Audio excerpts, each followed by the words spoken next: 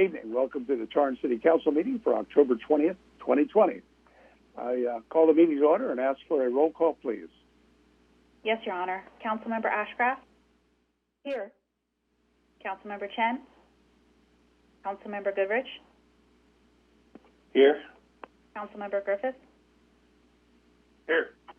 Councilmember Kalani? Present. Councilmember Matucci? I'm here. Mayor Fury? Here. The council will now recess to closed session to confer with the city manager and city attorney on the agenda matters listed under 14A, conference with legal counsel, anticipated litigation. 14B, conference with labor negotiator. 14C, threat to public services or facilities. And 14D, real property, conference with real property negotiator. A closed session on these matters is authorized by California Government Code Sections 54956.9D4, 54957.6, 54957, and 54956.8. We will return at 7 p.m.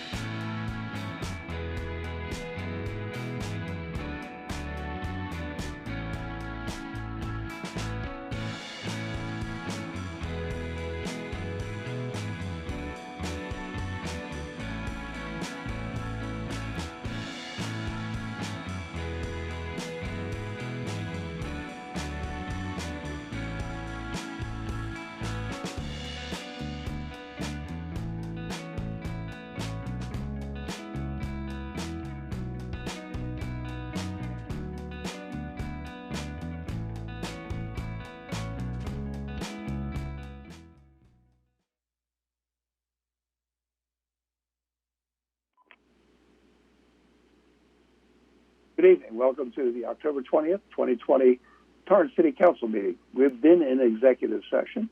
Mr. Shaparian, is there anything to report? There is nothing to report, Your Honor. Thank you. Thank you. Next item on the agenda will be the flag salute and invocation. The flag salute tonight will be led by Councilwoman Kalani, followed by the invocation by Councilmember Matucci. Turn the floor over to you, folks.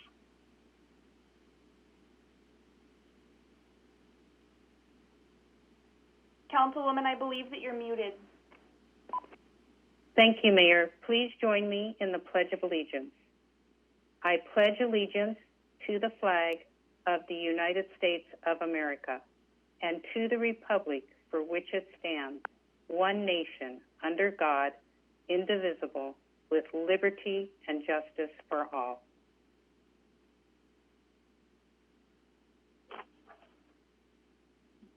Dear Lord, thank you once again for giving us the opportunity to come here tonight in an effort to help resolve some of our city's most pressing issues.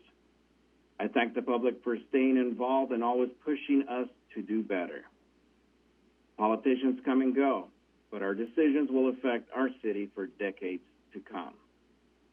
We must keep the well-being of the community in mind when we make these decisions.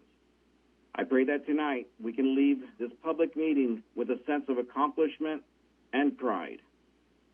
I pray that the people of Torrance can work together for that common goal of peace, safety, balance, and beauty. Amen. Amen. Thank you. May we have a report of the city clerk on the posting of the agenda? Your Honor, this agenda was posted on Thursday, October 15, 2020. Thank you. May we have a motion to waive further reading?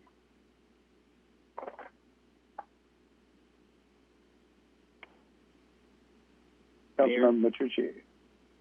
Move to waive further readings. Councilmember Griffith. Councilman Griffith, second. Roll call vote. Councilmember Ashcraft? Yes. Councilmember Chen? Councilmember Goodrich? Aye. Councilmember Griffith? Yes. Councilmember Kalani? Yes. Councilmember Matucci? Yes. Mayor Fury? Yes. Your Honor, that motion carried with Councilmember Chen absent. Thank you. Announcement of withdrawn, deferred, and/or supplemental items. Thank you, Mayor. This is Adam Shaparian, City Manager. There are supplemental materials available online on the city's website at torranceca.gov for the following items. Item 7, oral communication. Correspondence received from the public by 2 p.m. today. Comments received after 2 p.m. and received prior to the end of the meeting will be added to record. Item 9E, review and approve draft appeal letter of City's 6th cycle regional housing needs assessment allocation, RENA. Item 9G, adopt resolution amending the City of Torrance Conflict of Interest Code and repealing resolution number 2018-96. And lastly, item 9H, receive update on coyote management program and provide direction on potential expansion of active trapping season. Thank you, Your Honor. Thank you. As we continue to phase out of the stay-at-home orders, it's important for us that you have an opportunity to voice your comments during this pandemic. Public emails will continue to have a deadline of 2 p.m. on the day of the council meeting you wish to comment on. Thank you to those of you who have met today's deadline. They all have been forwarded to the council as supplemental material and will be entered into the public record and considered. Any emails submitted after the deadline will still be added to the public record, but obviously not this evening. For those of you tuning in via Facebook, YouTube, live stream, or city cable, because of the challenges faced in this council format and in accordance with Government Code Section 549.54.3a, we will now dedicate a single 60-minute comment period to hear the public on all agenda items as well as for general orals by telephone call-in. The only exception to this 60-minute period is when we have a public hearing, and then that public hearing comments are directly relevant to agenda-sized hearings will be taken as part of the hearing. You may participate by calling into Public Input Hotline. The number is 310-618-2404 and will be displayed on the screen. Please be patient when calling in. Please be aware that our call center is very busy, taking multiple phone calls, so you may get a busy signal when you're calling in. If this is the case, please try calling back in a moment or two. City Clerk, have emails received before 2 p.m. today been processed as supplemental material and provided to the City Council? Yes, Your Honor. Thank you. Thank you. Council committee meetings and announcements. Councilmember Griffith, you have a couple? Yes, I do, Mayor. Thank you so much. First, I would like to announce that the Citizen Development and Enrichment Committee met virtually yesterday afternoon to discuss safety concerns related to the 2020 Seaside Ranchos Holiday Lights display. I would once again like to thank the Seaside Neighborhood Association and Seaside Rancho residents for their participation in the meeting. The Citizen Development and Enrichment Committee will be making a recommendation to City Council next week on October 27th during our regular City Council meeting. The council item will be shared on the city's website, and once again, public participation is encouraged. We look forward to a safe holiday season. The next item I have is in regards to mosquitoes. And I wanted to share that the Los Angeles County West Vector Board of Trustees held a special meeting, which I attended as a board member virtually on October 8th. This meeting was scheduled to replace the September 10th meeting that was canceled due to technical issues. It was reported that on October 6th, a mosquito at the Madrona Marsh Preserve tested positive for West Nile virus. The marsh has 4 mosquito traps that are checked weekly.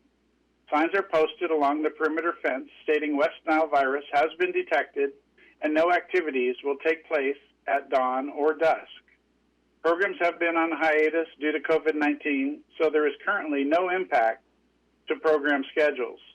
There are no further updates at this time in regards to mosquitoes, but I do want to announce some great news in regards to the marsh, speaking of that.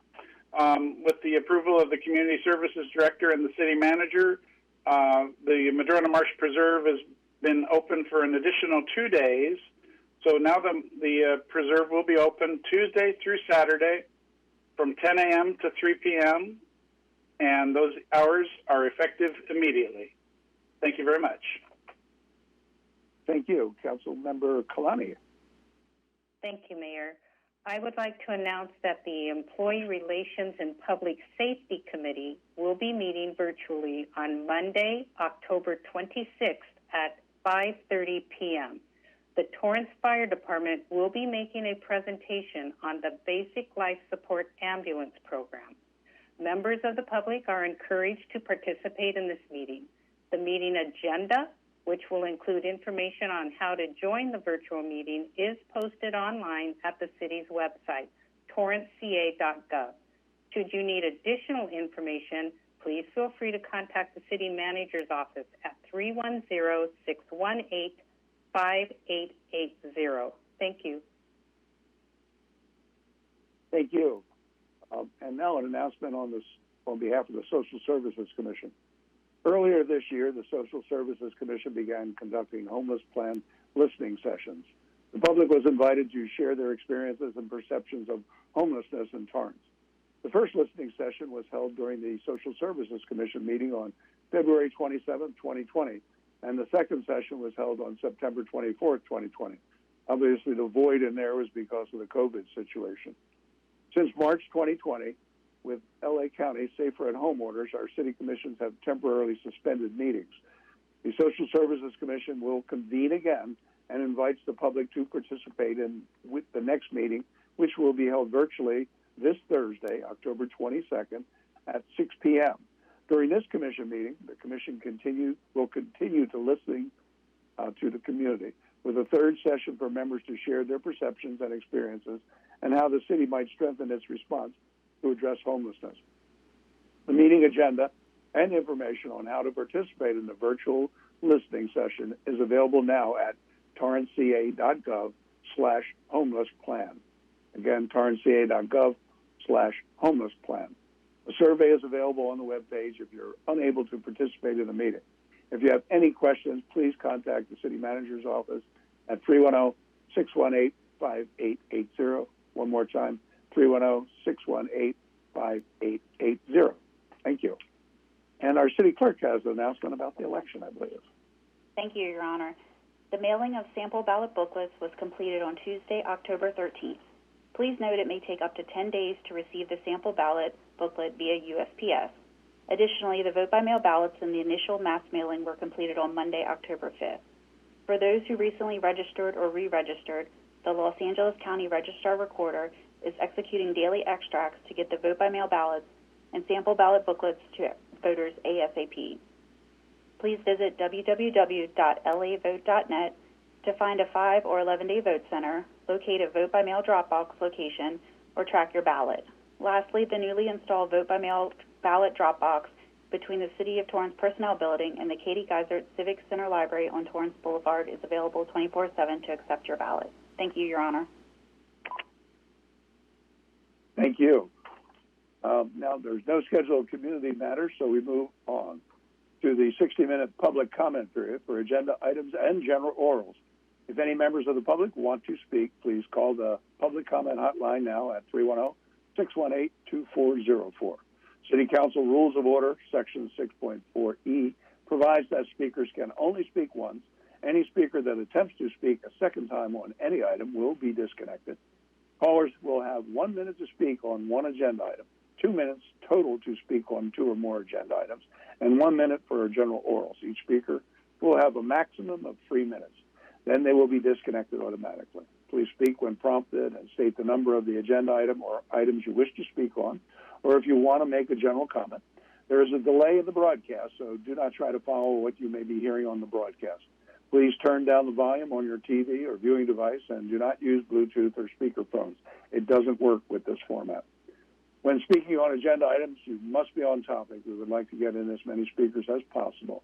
If you are not speaking on topic or we cannot tell if you're on topic, you'll get a warning to get on topic. If you do not then speak on topic, or if you go off topic one more time, you forfeit the remainder of your time, and we will move on to the next caller pursuant to City Council Rules of Order, Section 6.5 and Section 6.7B3 and B4.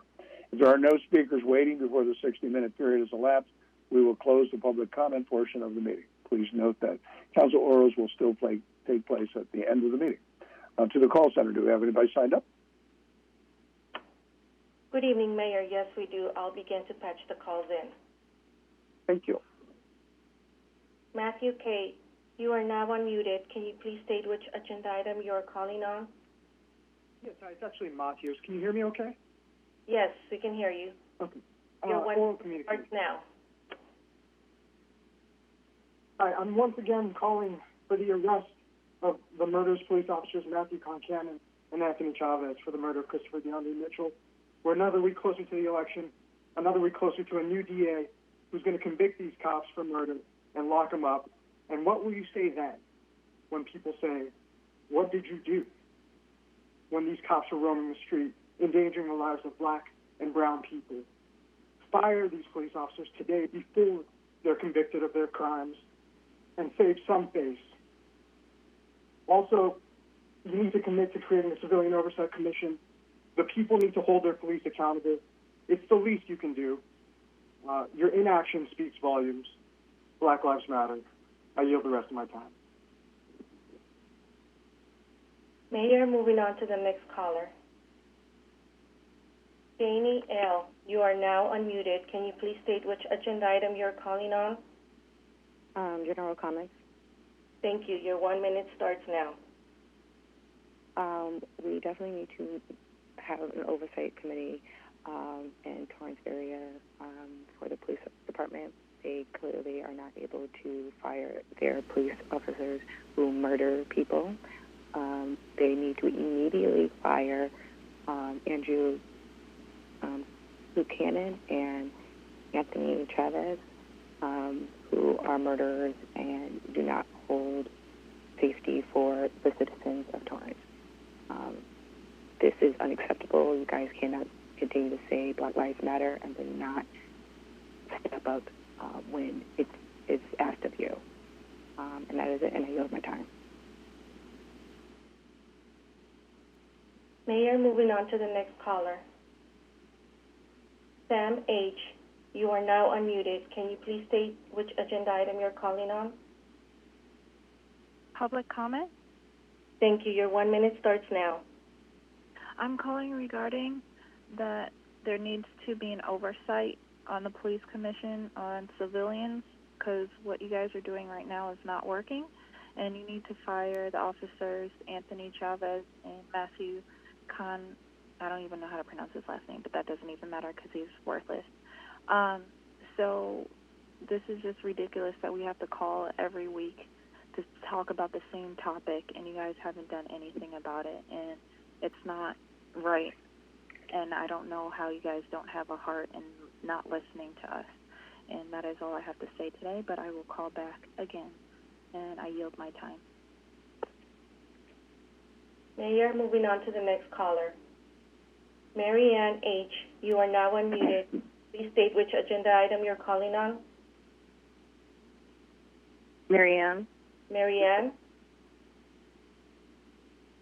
Is that Mary Ann G? H., are you still there? Mary Ann? It's Mary Ann G? H.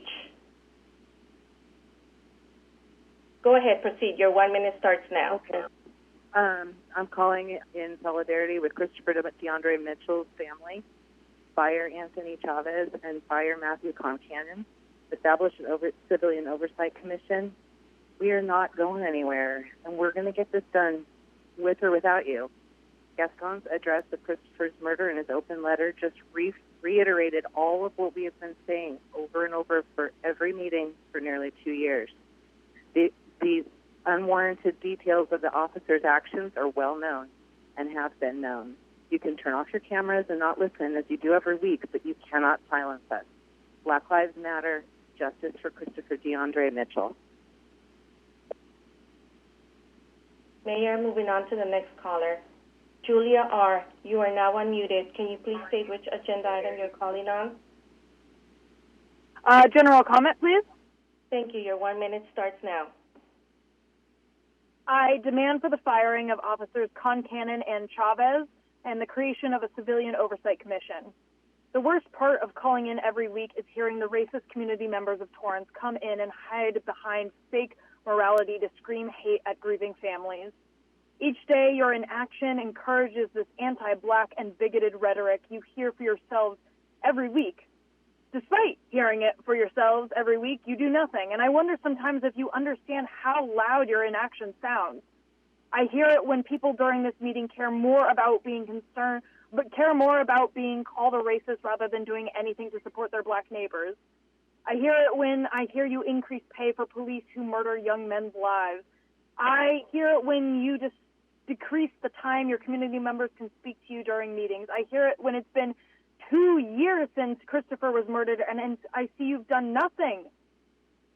You are... Mayor, the caller was disconnected because their time was up.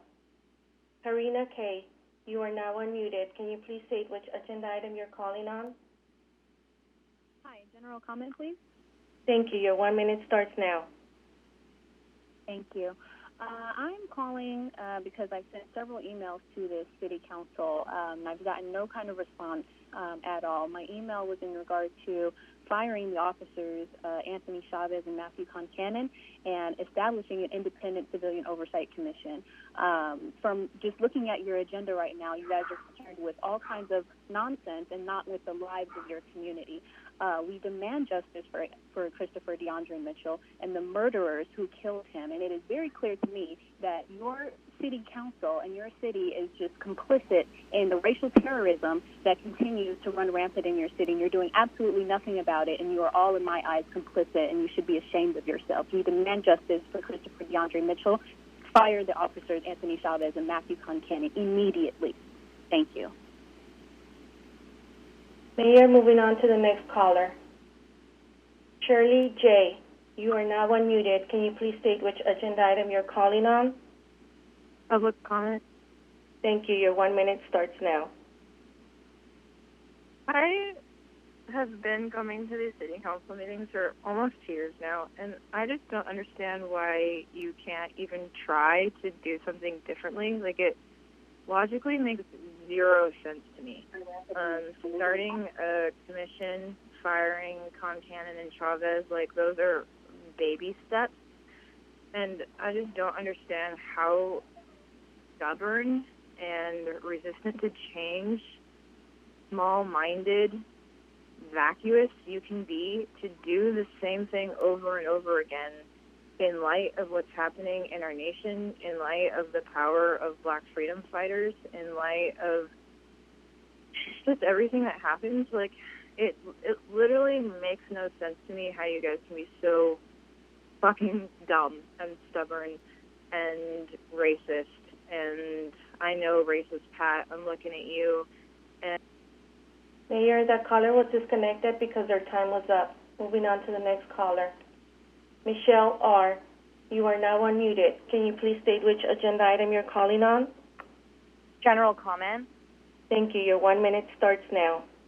I'm calling, like so many of us have for too many weeks, to demand the prosecution of Anthony Chavez and Matthew Kincannon for the murder of Christopher DeAndre Mitchell, and to demand the establishment of a civilian oversight committee to investigate police misconduct within TPD.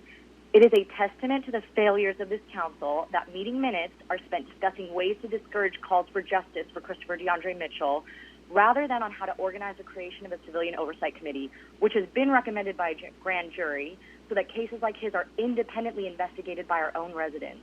It seems a reasonable response to the volume of weekly callers is to respond to our calls for community empowerment and involvement in the judicial process through civilian oversight, rather than plot how to disseminate our voices. When has a call for checks and balance of power ever been deemed unnecessary? It exists for a reason. It is clear that you don't care about our community members and you don't care about justice. You serve the police, their unions, and by actively ignoring our voices, support their use of force without restraint and their decades-long racist profiling. Mayor, that caller was disconnected because their time was up. Moving on to the next caller. Kat, you are now unmuted. Can you please state which agenda item you're calling on? Calling on general public comment. Thank you. Your 1 minute starts now. I'm once again calling upon Torrance City Council to create a civilian oversight commission and for officers Anthony Chavez and Matthew Concannon to be fired for the murder of Christopher DeAndre Mitchell. Refusing to meet these demands actively endangers Black people and people of color in Torrance and emboldens the rampant white supremacy running through the city of Torrance. Denying justice for Christopher and denying protection to Black people and people of color in Torrance by refusing to take action is active white supremacy. It is sick and it needs to stop. More and more people are seeing the perversity and racism running through Torrance. Even residents of Torrance who weren't aware before are becoming aware and are disgusted and sick of it. You need to make change or you're going to have to get lost. You aren't going to be able to keep your positions forever. You need to do your job, which is to serve the community of Torrance, including... Mayor, that caller was disconnected because their time was up. Moving on to the next caller. Carol T., you are now unmuted. Can you please state which agenda item you're calling on? Carol T., you still on the line? Yes, I'm calling about item 9H. I see that there recently... Thank you. Your 1 minute starts now. Thank you. I'm calling on item 9H. I'm calling about the proposed increase of coyote trapping from 5 months to 12 months. The survey was created for SBC COG to share with the city managers in the region and inquire by coyote activity reporting. And the results of the survey affirmed an increase in the coyote activity, but the attacks and fatalities could not be substantiated. I think this is a poor way to increase any spending at this time by the city when we have issues of police activity to attend to. I don't want to spend additional funds, particularly at a time when our city is running desperately low on funds. Simple behavior changes are available. Stop putting your pets outdoors. They are domesticated animals and cars, birds of prey, and criminals can do them harm. Put the responsibility back on the people who dump their animals outdoors. Do not increase trapping of coyotes from 5 to 12 months. Thank you. Mayor, moving on to the next caller. Amy J., you are now unmuted. Can you please state which agenda item you're calling on? Did you say Amy J? Yes. Okay, I'm on 9E. Your 1 minute starts now.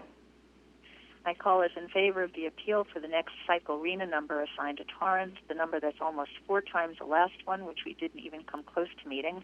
As you know, Councilmember Griffiths has taken a strong and admirable stand against Sacramento's power grab that would affect every town and city in California over these past many months. It'll only get worse as Sacramento has apparently decided to double down on their claims of needed units rather than admit they've been fed misinformation.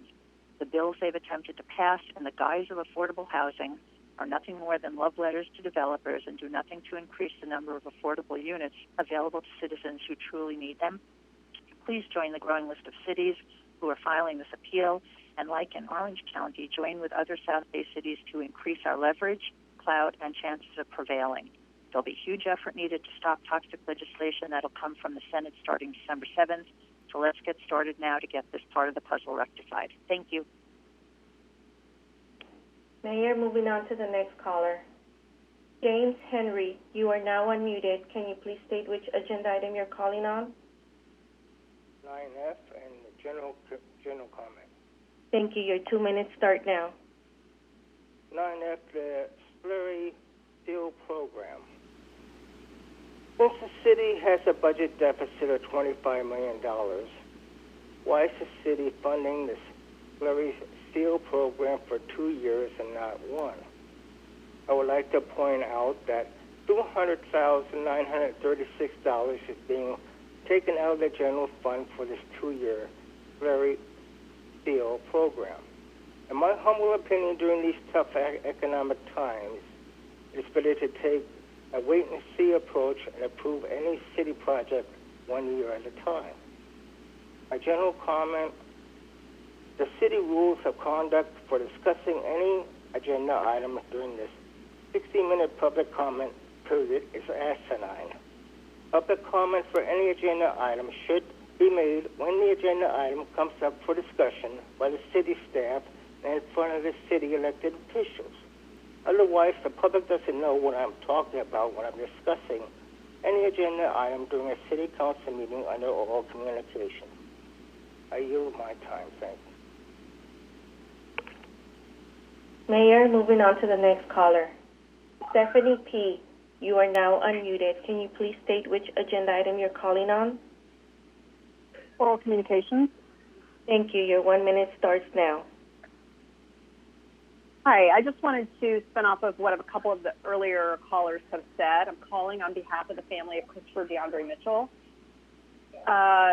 It has been too long for justice for his family. His mother, Sherilyn Haynes, needs some kind of response to the way Matthew Concannon and Anthony Chavez murdered her son. Those officers need to be fired. A civilian oversight committee needs to be set up in Torrance. There is white supremacy all over the South and Southern California in general. It's everywhere. We have seen them in Torrance City Council meetings. Open, blatant white supremacists standing up, spouting their views. As one earlier caller said, this is the least amount of steps that you could take to fight back against white supremacy, either in groups or in a culture that has invaded our government. Mayor, that caller was disconnected because their time was up. Sheila, you are now unmuted. Can you please state which agenda item you're calling on? Oral communications. Thank you. Your 1 minute starts now. I'm once again calling to demand the firing of officers Matthew Concannon and Anthony Chavez due to the murder of Christopher DeAndre Mitchell. I also demand a civilian oversight commission to hold the police accountable. Rewards and raises are not accountability. It is the opposite. It is a slap in the face of the community and the family and the loved ones of Christopher. This is particularly true in light of an open letter by George Gascon, a candidate for district attorney in L.A., who detailed why this case must be reopened, calling into question the decision of Jackie Lacey, the chief, and the body that is you that currently oversees the police. It states District Attorney Jackie Lacey failed to address and reconcile the fact that Mitchell was shot when he moved his hands 1 second after being given instructions to get out of the car. After the shooting, both officers described seeing the stock of a long firearm between Mitchell's legs. However, neither officer notified the respective partner of the existence of the weapon during the encounter, contrary to standard protocols, raising into questions the existence. Mayor, that caller was disconnected because their time was up. Moving on to the next caller. Emily K., you are now unmuted. Can you please state which agenda item you're calling on? Emily Did you K. mean Emily on the J? line. I'm sorry? Emily J. Emily J. Your 1 minute starts now. I'm calling, as I always do, to demand that Officers Matthew Concannon and Anthony Chavez be fired for the murder of Christopher DeAndre Mitchell. He was killed within 15 seconds of police arriving at the scene. What was done to Christopher was murder, cold-blooded murder. These officers did not fear for their lives. As Sheila was mentioning, this quote-unquote weapon that Christopher was holding between his legs was a toy that was in a position in which it would have taken at least 10, 15, 30 seconds for him to even get it out for those officers to be in danger. Those officers did not fear for their lives. The mathematic possibilities show that. These officers were murderers, and they need to be off the streets. Fire them, create a civilian oversight commission, and show your goddamn faces so that you can... Mayor, that caller was disconnected because their time was up. Anika S., you are now unmuted. Can you please state which agenda item you're calling on? Oral communications. Thank you. Your 1 minute starts now. I'm a South Bay resident, and I'm calling in solidarity with the family of Christopher DeAndre Mitchell and Black Lives Matter LA. I demand that you fire Matthew Concannon and Anthony Chavez and create a civilian oversight commission. My heart goes out to Christopher's mother, Sherilyn Haynes, and I would just like to say that it's not surprising that the City Council is so reluctant to take any action on this because they are completely in the pockets of Torrance PD because their campaigns were funded by Torrance PD. You can look this up. Elected officials should fight for the best interests of the communities they're supposed to serve and not for the best interests of the highest bidder. It's absolutely disgusting that you're not taking action on this, and I completely agree that we need to open up this case. I yield my time. Mayor, moving on to the next caller. Kelly C., you are now unmuted. Can you please state which agenda item you're calling on? Oral general comment. Thank you. Your 1 minute starts now. I stand with Christopher DeAndre Mitchell's mother and the black and brown community of Torrance that does not feel safe with the Torrance police and their racist and anti-black tactics that each of you uphold with your continued lack of action regarding our two demands. Act now before Torrance police kills another one of your constituents that you were elected to serve and protect. This case will be reopened, and each of you will be held accountable for the murder of Christopher DeAndre Mitchell. Taking these actions affirms that Christopher DeAndre Mitchell's life matters. Every day that goes by that you do nothing, you're telling the family and your black and brown constituents that his life did not matter and that they are not safe in Torrance and with the Torrance police. Show your humanity. I yield my time. Mayor, moving on to the next caller. Brian H., you are now unmuted. Can you please state which agenda item you're calling on? General orals and item 9E. Thank you. Your 2 minutes starts now. My name is Brian, and I'm a Torrance resident. I'm calling for City Council to fire and prosecute officers Matthew Concannon and Anthony Chavez. These officers have been on the streets for too long without any repercussions. Torrance City Council members claim that they serve as oversight for the police, yet they fail to act every time. It's time for City Council to direct city staff to write an ordinance to create a police oversight commission.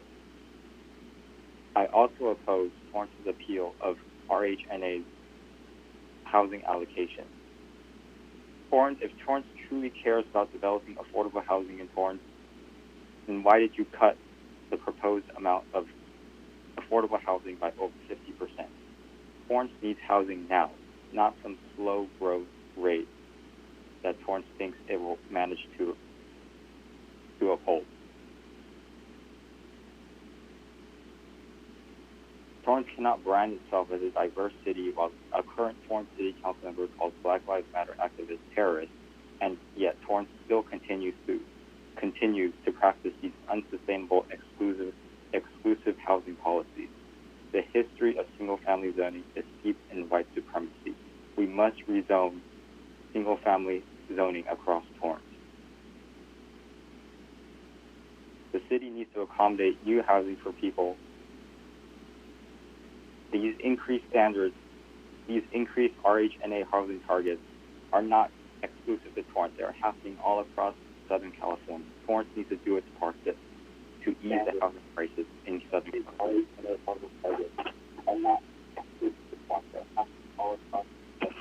Thank you for your time.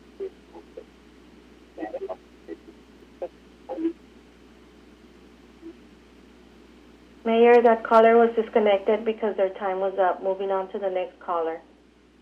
Eli R., you are now unmuted. Can you please state which agenda item you're calling on?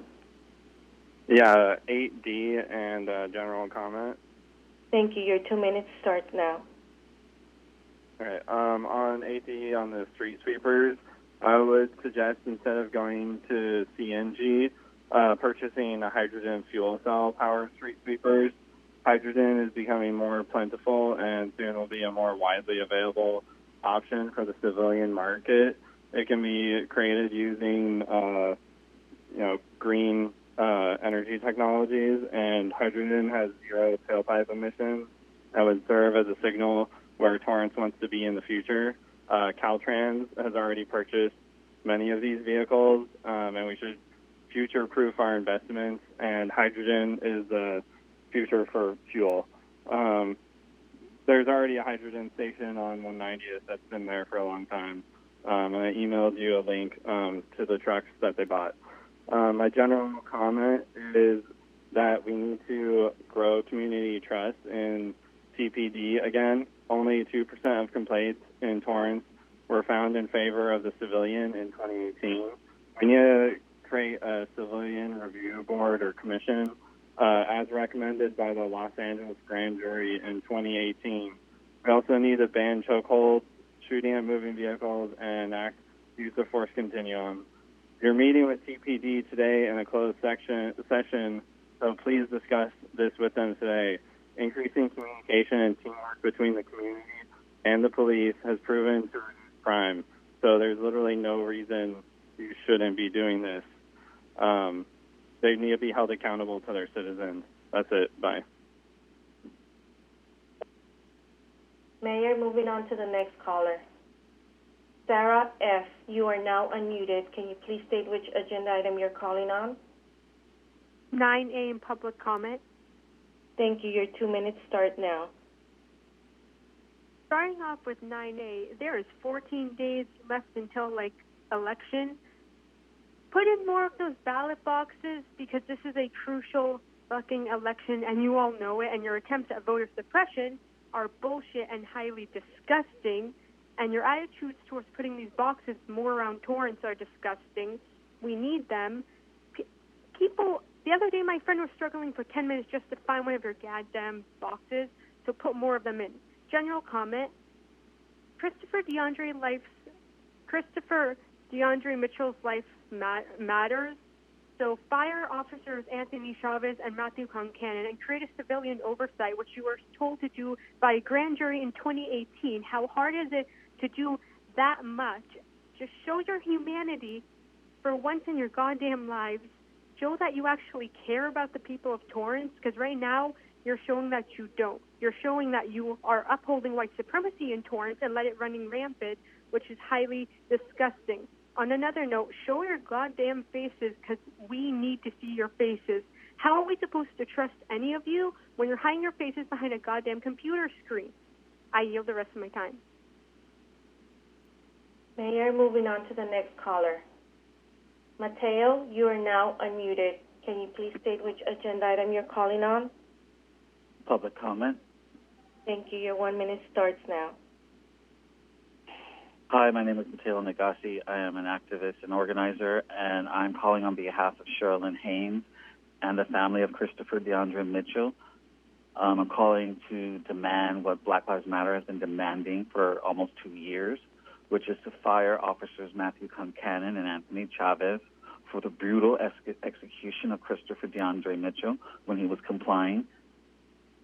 We will also demand that you create a civilian oversight committee that will look into this actual case and all other cases of police brutality throughout your city, and that you joined L.A. County that has a civilian oversight of their sheriff.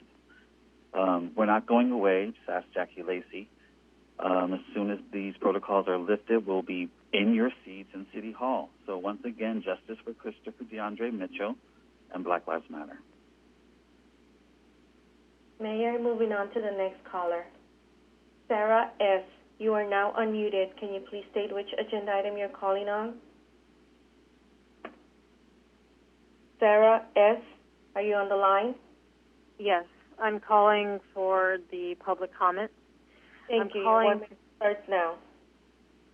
Okay, I'm calling to demand that the officers Anthony Chavez and Matthew Concannon, who murdered Christopher DeAndre Mitchell within 15 seconds of approaching the vehicle, which Christopher was sleeping in, until they, within 15 seconds, feared for their life and murdered him. I don't think the cops need to have jobs if they're afraid of a sleeping man in his car. That is not what we are, that's not protecting and serving. They are only protecting and serving themselves. They are a racist organization. Sister Sherilyn and her family deserve justice. I demand that there is a civilian oversight committee, which has been already told to be completed over 2 years ago, but that takes 2 years. Mayor, that caller was disconnected because their time was up. Moving on to the next caller. Reverend Thomas, you are now unmuted. Can you please state which agenda item you're calling on? Yes, general comment and oral communication. Thank you. My name 2 minutes is, start now. Thank you. My name is Reverend Dr. James M. Thomas, and I am actually a former commission of an oversight committee. So it does work. It is effective, and so I'm calling on behalf of Christopher DeAndre Mitchell, asking that you would fire the two officers. Their names have been mentioned over and over, and Anthony Chavez and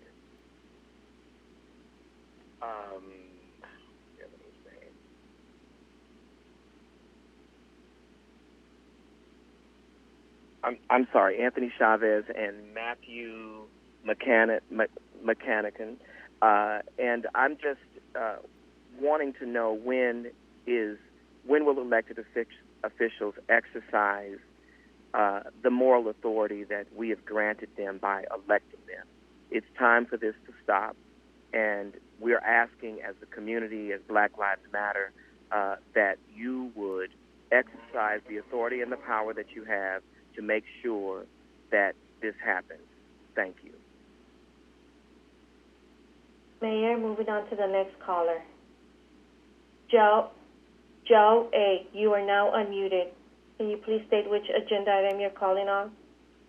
Oral communication. Thank you. Your 1 minute starts now.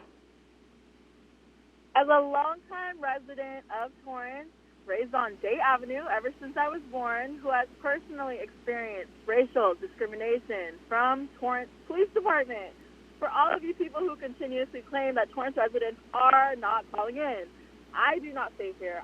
I do not feel safe here. I never have, and that especially goes for my dad, my brothers, and my cousins who have come to visit me at my house in Torrance. I want to say that I am appalled at the blatant disregard and negligence of Torrance City Council, especially you, Mayor. I have called in countless weeks, alongside many others, and you still act like you are deaf. Create a civilian oversight commission and fire murderers Anthony Chavez and Matthew Concannon for the murder of Christopher DeAndre Mitchell.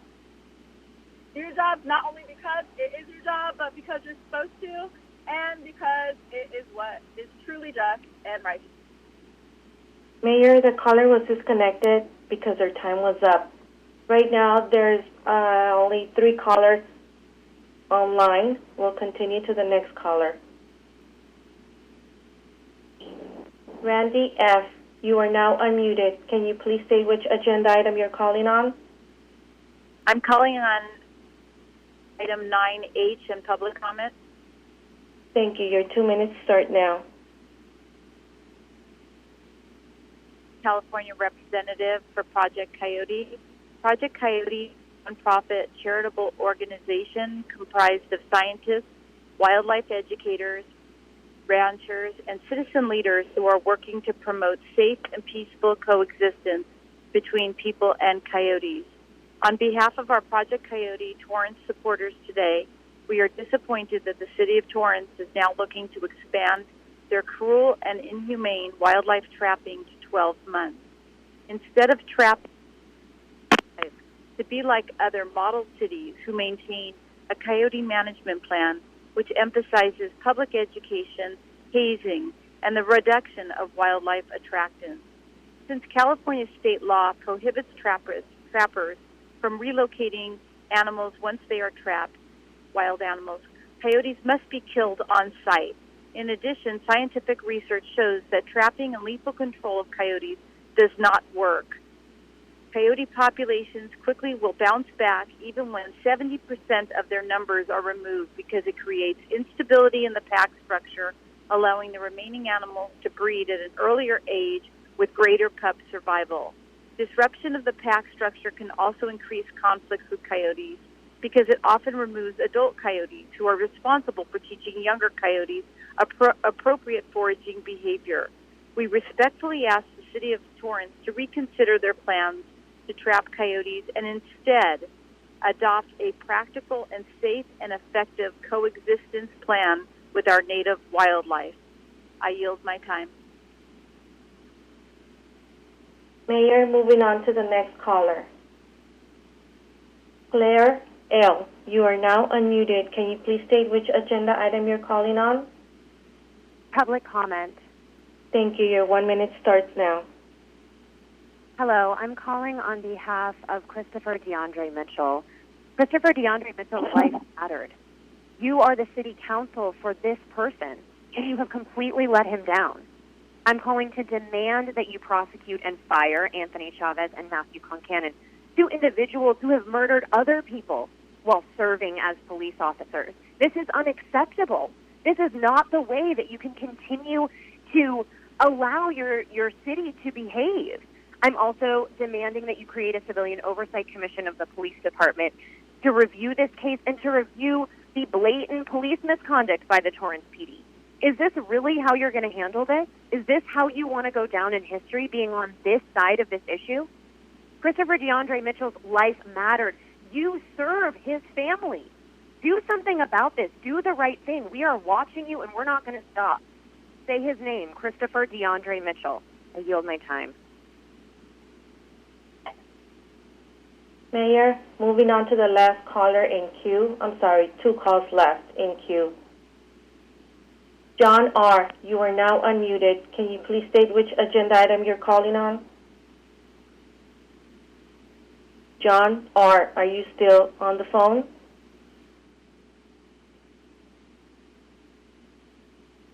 John R.? Mayor, moving on to the next caller. Ann T., you are now unmuted. Can you please state which agenda item you're calling on? Yes, 8D, 9E, and oral communications. Thank you. Your 3 minutes starts now. First off, as always, I really want to thank the Torrance City for all that they do. There's a lot of community outreaches that they do, and there is a lot of wonderful celebrations that the City of Torrance does to celebrate the uniqueness of our city. I am thankful for our Torrance police as well. For 9D, I would really like to have it so we discuss about possibly having it so we save money on street sweeping, and that maybe there be a communal effort that residents take pride in their community, and that they would want to clean up the streets in their residence. I understand about the major streets. It's very difficult to have residents sweeping Hawthorne and Torrance and, Sepulveda. But as for the small residents, just like we want Neighborhood Watch, maybe we should also be promoting neighborhood street sweeping. It would take 15 minutes out of the week for a couple residents to just sweep up their gutters. Trash happens. It's life. It's part of taking care of what we live in. 9E, I would like to mention that the state of California, our governor and policies have made real estate here high because of some of their regulations and their policies. And I, as much as I do believe in affordable housing, there's more than just Torrance that's responsible for this. There's a lot of things that are happening that Torrance cannot control, and I do want us to reassess that need. And as for oral communications, I really want to thank Torrance for protecting the integrity of our vote. I believe that it's very imperative that we meet at the polling places and that we're able to safeguard our vote and make it true, especially in this time where there may be fraud. And I also want to stress that everyone of all backgrounds has had horrible experiences happen to all of us. We all have had things that have been very difficult. We all have made choices. And my heart goes out to the Christopher DeAndre Mitchell family. I'm very sorry that they are suffering the loss. There were choices that Christopher DeAndre Mitchell made that had it so that sad tragedies happened. And there are times that we have to understand that our loved ones make mistakes, and we still love them, we still cherish them, they're still important, but there are sometimes things that are beyond what we can control. I want to thank the City of Torrance. I'm thankful that we live here, and Mayor, that caller was disconnected because their time was up. Moving on to the next caller. Elaine E., you are now unmuted. Can you please state which agenda item you're calling on? General comment. Thank you. Your 1 minute starts now.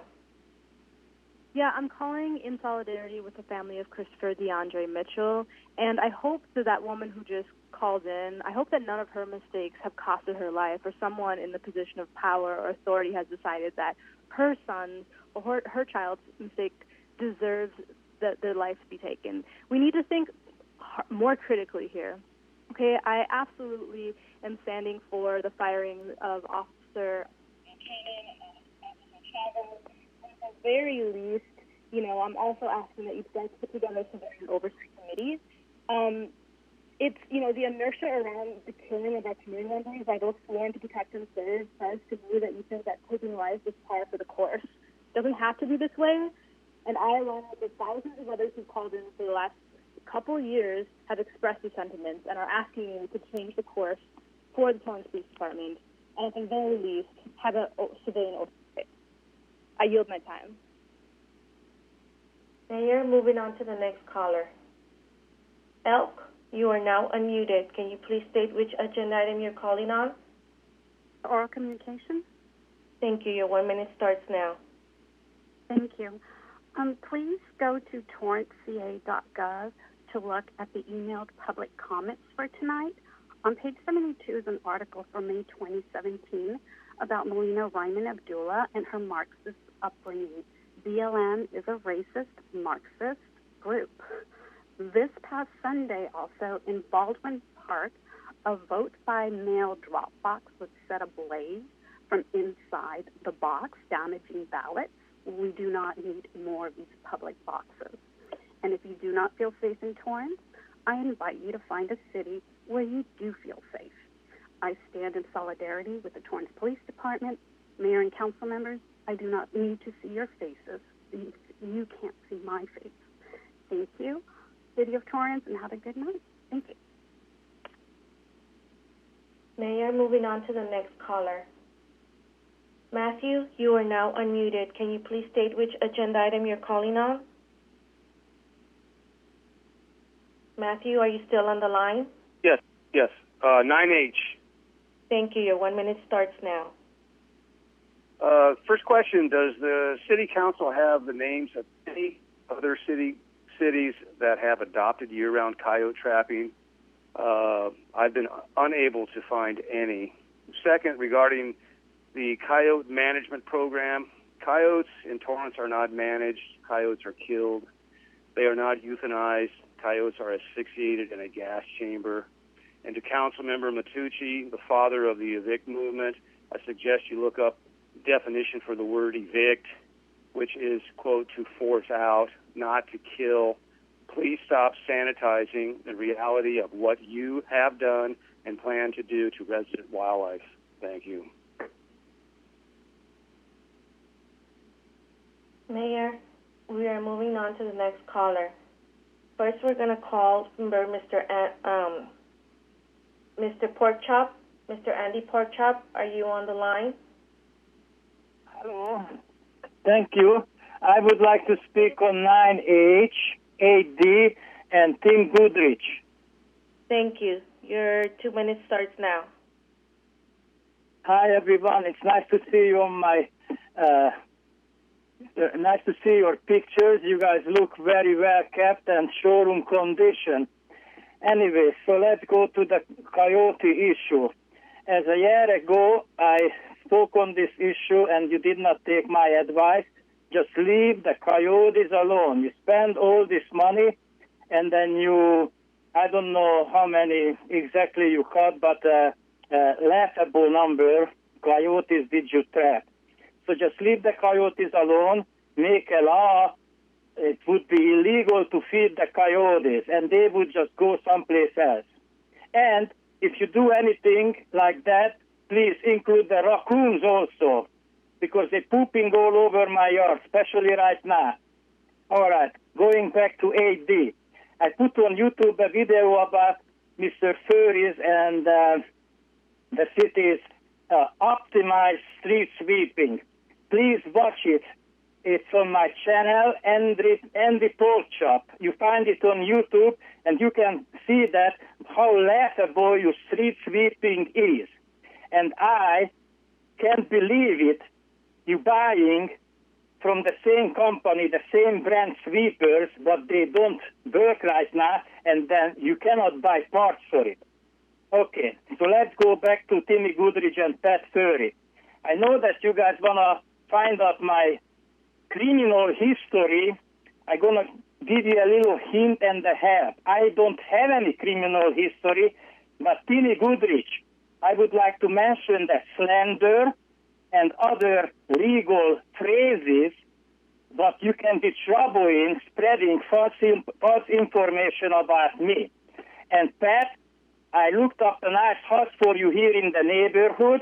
You could buy it with your 2 pensions or welfare checks you collect from the citizens of the United States.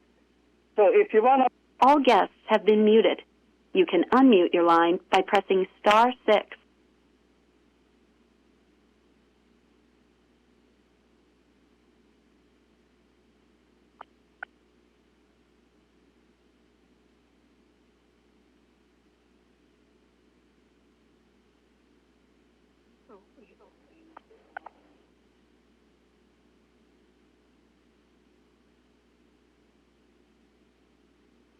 Carol G, you're now unmuted.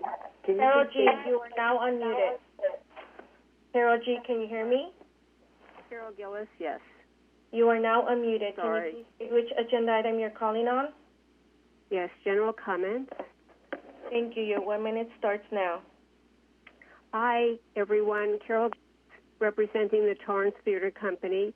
In an effort to continue to provide live for our Torrance community, the Torrance Theater Company has an encore performance on Sunday, October 25th at 6 p.m. for Bauer. That's the play that we had last Sunday. And while you're there, why don't you go ahead and register for the performance on Sunday, November 1st at 6 p.m. called The Velocity of Autumn. So what you do is you go to the www.torrancetheatercompany.com/play-at-home series. This is live theater. The performers are actually at the theater, and we're videoing them for live performance, and you can see them from the comfort of your home. We want to thank all the subscribers and fans for sharing this information with their friends and family across the United States. Thank you very much. Mayor, moving on to the next caller. Mary, you are now unmuted. Can you please state which agenda item you're calling on? Oral communications? Thank you. Your 1 minute starts now. I just think it's absolutely ridiculous that people are still having a call, that you're making people have to relive their trauma, and that you just don't seem to understand and recognize that there's a pattern and that you need to respond to it, because that is your job as elected. That is what you are called to do. And if you can't do your job and you're not willing to do your job, then maybe you need to resign. There is a call and a groundswell for support and for justice in the name of Christopher DeAndre Mitchell. And it's absolutely ridiculous that you cannot do things as basic as creating a civilian oversight commission.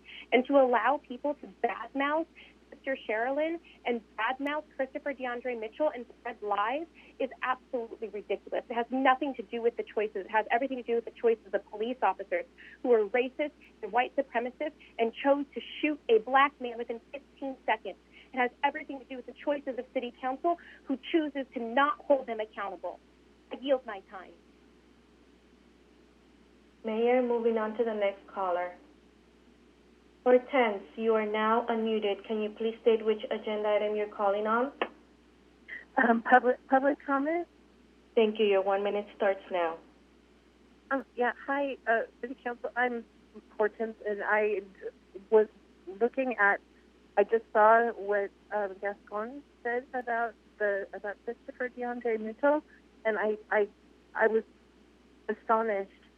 And then I talked to some more people and found out how long the family has been attending the city council meetings, and I just can't imagine how that is even how you're doing this to them. We need city council to establish a civilian oversight commission. Gosh, at least. And I worry that these officers are still on the street. What on earth is happening? I heard that they were actually given raises and awards. Like, how can you be deciding to do such a thing and not looking at a really simple thing, at least as a civilian oversight commission, and they should not be on the streets. Mayor, that caller was disconnected because their time was up. Reverend Regis Bunch, you are now unmuted. Can you please state which agenda item you're calling on? I'm calling on public comment. Thank you. Your 1 minute starts now. Let me tell you racist motherfuckers something. Y'all can sit all high and proud up there in Torrance, but let me tell you something. Justice has no boundaries. And the same way COVID is coming for folks, justice is coming for the city of fucking Torrance. Christopher DeAndre was murdered December of 2018. And it's going on December 2020. Y'all have yet to do anything but yet promote the officers that murdered us. Do as the grand jury said in 2020, in 2018, and put a civilian oversight commission over your fucked up police department. And Patrick Fury, this better not happen after you fucking get done as mayor in 2022. I hope you man up and realize that you're fucking a racist piece of shit. Your legacy as mayor is a racist piece of shit. And when you're dead... Mayor, that caller was disconnected because their time was up. Moving on to the next caller. After this caller, we will have 2 calls left in the queue. Jason R., can you please state which agenda item you're calling in? General comment. Thank you. Your 1 minute starts now. I'll kind of piggyback on what the last fellow said and say, fuck Mayor Fury. I am calling to demand that the city fire the murderers of Christopher DeAndre Mitchell, Matthew Concannon, and Anthony Chavez. In addition, it's imperative that the city of Torrance create a civilian oversight commission of the Torrance Police Department to review his murder and acts of police misconduct by the Torrance Police Department. This commission should be a no-brainer, especially after your former police chief Matsuda was exposed as a racist and eventually had to retire, or how they shot Michael Lopez 20 times? Who is holding these racist-ass police accountable, and how can you sit by and co-sign these terrorists? And yes, that's what police are. They are terrorists who continue to demonize and terrorize our communities with no repercussions. So fuck Eve Berg and fuck y'all. Mayor, moving on to the next caller. Lex R., you are now unmuted. Can you please state which agenda item you're calling on? I'm calling to comment on a general public comment. Thank you. Your 1 minute starts now. Yeah, I'm calling because I think this is just wild that this has been going on for so many years. We know that Christopher DeAndre Mitchell was murdered by two police officers by the names of Anthony Chavez and Matthew Concannon, and it is absurd that these two officers are on the streets in communities and that they haven't been fired. You need to fire them they murdered him within 15 seconds of approaching his vehicle. I mean, there's absolutely no way that can, that's insane. And a civilian oversight commission needs to be established so that so people can be held accountable for actions like this. Thank you. Mayor, moving on to the next caller. Timothy J., you are now unmuted. Can you please state which agenda item you're calling on? Oral communication. Thank you. Your 1 minute starts now. Yeah, hi. Fire Matthew Concannon and Anthony Chavez for the murder of Christopher DeAndre Mitchell. Obviously, they're racist. Obviously, they're murderers. They've killed before. You're allowing white supremacy to flourish in Torrance because you're probably white supremacist. So if you could pretend or even act like you give a fuck about black people and do something to get these racist-ass police off the streets and stop encouraging other racist-ass police and racist-ass callers from calling in and promoting this white supremacy, then maybe you can save some face. You suck. You're racist. I yield the rest of my time. Mayor, there are 5 minutes left in the public comment. Moving on to the next caller. Andrew, you are now unmuted. Can you please state which agenda item you're calling on? I'm calling for a public comment. Thank you. Your 1 minute starts now. Yeah, I don't understand how this happened. What's today? I think it's it might be it's the 20th. This happened on the 9th. It's been 11 days without a civilian oversight committee. What could you guys be possibly thinking? This is a no-brainer. Civilian oversight committee. I thought we were better than this. I yield my time. Mayor, moving on to the next caller. Nancy T., you are now unmuted. Can you please state which agenda item you're calling on? Oral communications. Thank you. Your 1 minute starts now. Yes, I just wanted to mention to the people that talk about that they're needing ballot boxes. You know, the elections are going on for like 11 days. They're from early in the morning till late in the evening. And election day, it is very long. You can go and drop off your ballot. We do not need these boxes. And seeing what happened this weekend, it's a good idea that we didn't have that type of thing. Also, talking about the Christopher DeAndre Mitchell, it would be nice if the people that were calling in, for one, actually had the names right of the officers. Also, they weren't there to call people racist.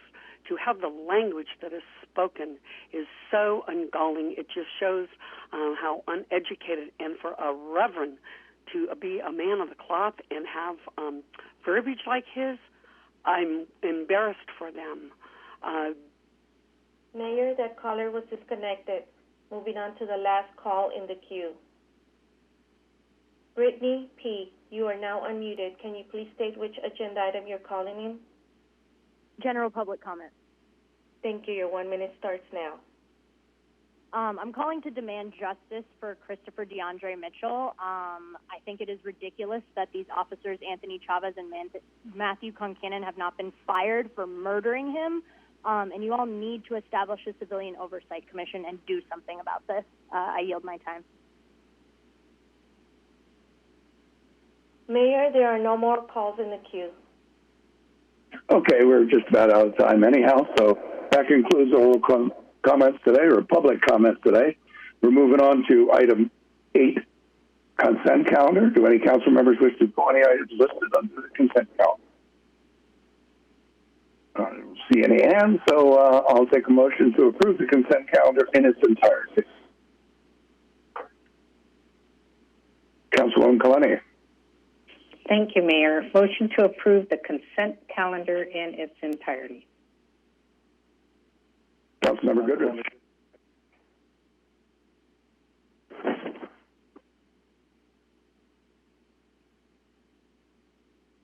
Madam Clerk, we have a motion and a second. Yes, Your Honor. Councilmember Ashcraft? Yes. Councilmember Chen? Councilmember Goodrich? Aye. Councilmember Griffiths? Yes. Councilmember Kalani? Yes. Councilmember Matucci? Yes. Mayor Fury? Yes. Your Honor, that motion carried with Councilmember Chen absent. Thank you. We're now moving on to item 9, administrative matters. 9A is from the city manager to provide a COVID-19 recovery update and determine direction on other orders from the County of Los Angeles and the state of California. Mr. Shaparian. Thank you, Your Honor. Good evening, Mayor, City Council. Adam Chaparian, City Manager. As stated, item 9A is our recovery update. The City of Torrance continues with our recovery efforts in compliance with the protocols issued by LA County Department of Health. And as of today, LA County remains in the purple tier of the blueprint for a safer economy, indicating that COVID-19 is widespread. Restaurants continue to offer outdoor dining. To date, 18 Torrance businesses have secured financial assistance for outdoor setup from COVID-19 Business Assistance Program. The Downtown Outdoor Pilot Program continues without street closures due to permitted parklets in the street being created for various restaurants. Businesses are encouraged to take advantage of the LA Regional COVID-19 Recovery Fund and the COVID-19 Safety Compliance Certificate Program.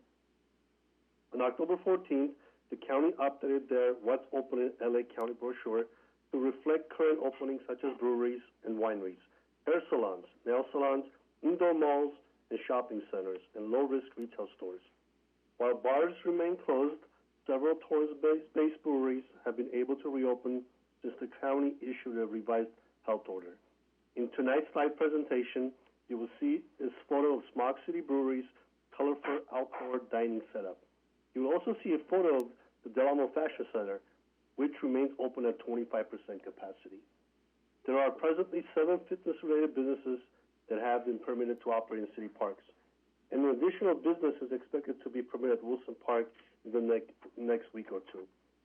And as we get closer to the holiday season, LA County announced that although large gatherings and events are still prohibited, private gatherings of 3 or fewer households are allowed with health and safety protocols in place. The county has issued guidance for celebrating holidays, which outlines the safer celebration options for residents and their families. This information may be found on the county's website at www.publichealth.lacounty.gov. The Community Services Department will be hosting a Halloween drive-in movie event at Wilson Park on Friday, October 30th. We are pleased to announce that this popular event has already sold out, and we are looking forward to a safe and fun evening. Additionally, the bocce courts at Columbia Park are expected to reopen on Saturday, October 24th.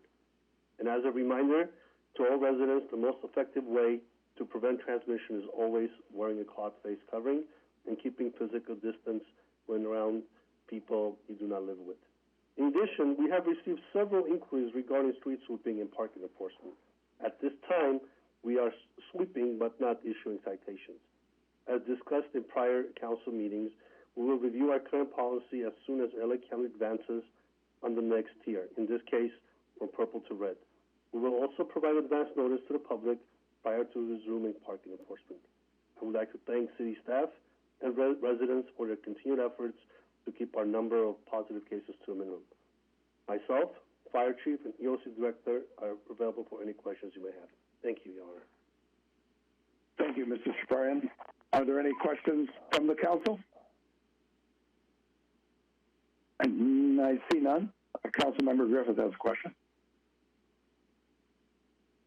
Yes, thank you, Mayor. I was just curious. I know in a recent update we had a a letter issued from many beach cities' mayors in regards to seeing if we can get any consideration for the beach cities opening sooner. Did we get a response from that? My apologies if I missed it. Not to my awareness, Councilman. We can follow up and provide you an update. Great. Thank you very much. You're welcome, sir. And I was a signatory to the letter, and I did not receive a response as of yet. Thank you. Anybody else? Seeing nobody else, I'll take a motion to accept and file.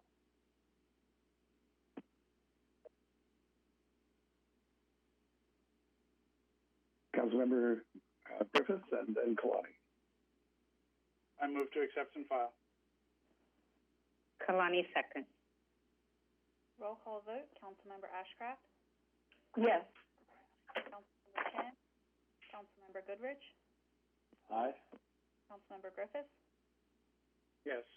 Councilmember Kalani? Yes. Councilmember Matucci? Yes. Mayor Fury? Yes.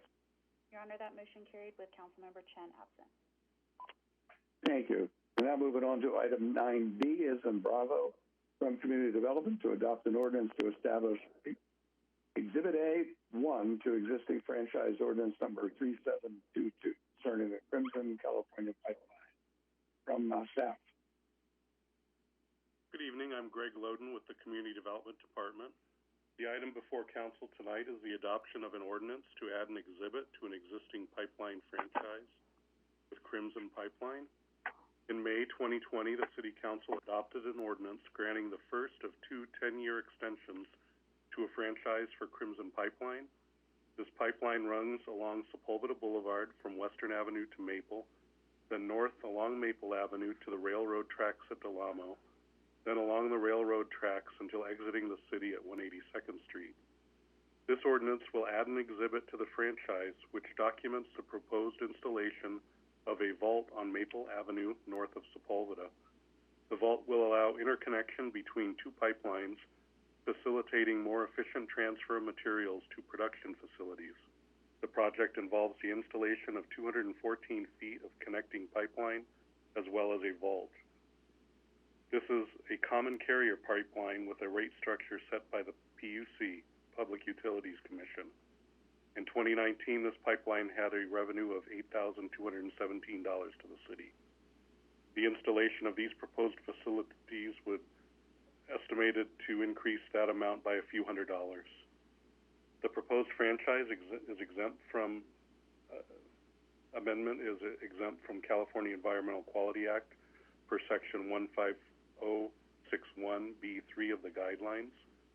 At this time, staff recommends adoption of this ordinance, approving the addition of an exhibit to franchise ordinance number 3722, the adoption of a categorical exemption from CEQA, as well as approving an ordinance summary for publication.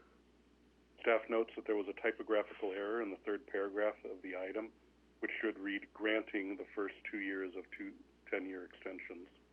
This concludes staff's presentations, and we are available for questions. Thank you, Mr. Loden. Are there any questions from the council? Councilmember Griffith. Thank you, Mayor. Thank you, Mr. Loden, for your report. You were vague on one thing, and that was what the new revenue amount would be. You said it would increase by a couple $100. Do we not know what the actual amount is?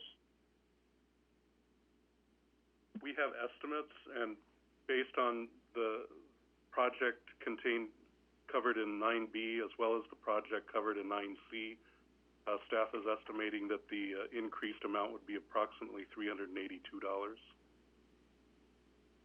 And you said those fees are set by the PUC, so they don't really give you a firm amount until after the pipeline is approved. Is that correct?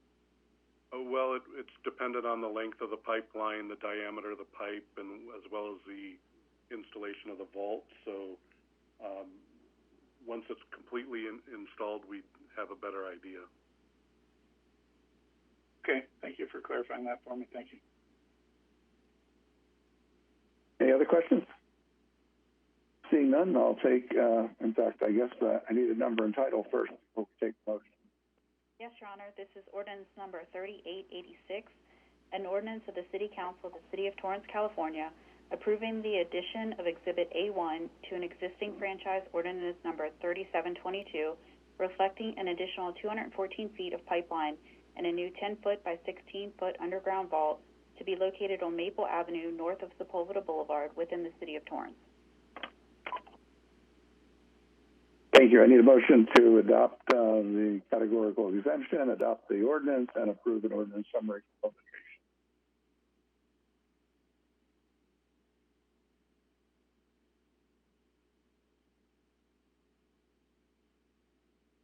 Councilwoman Ashcraft.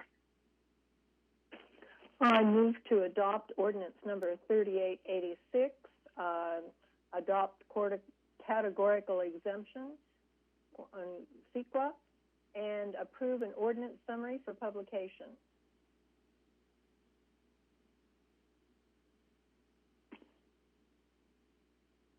Councilmember Griffith. I'll second that. Roll call vote. Councilmember Ashcraft? Yes. Councilmember Chen? Councilmember Goodrich? Aye. Councilmember Griffith? Yes. Member Kalani? Yes. Councilmember Matucci? Yes. Mayor Fury? Yes. That motion carried with Councilmember Chen absent. Thank you. Now moving on to item 9C, is in Charlie.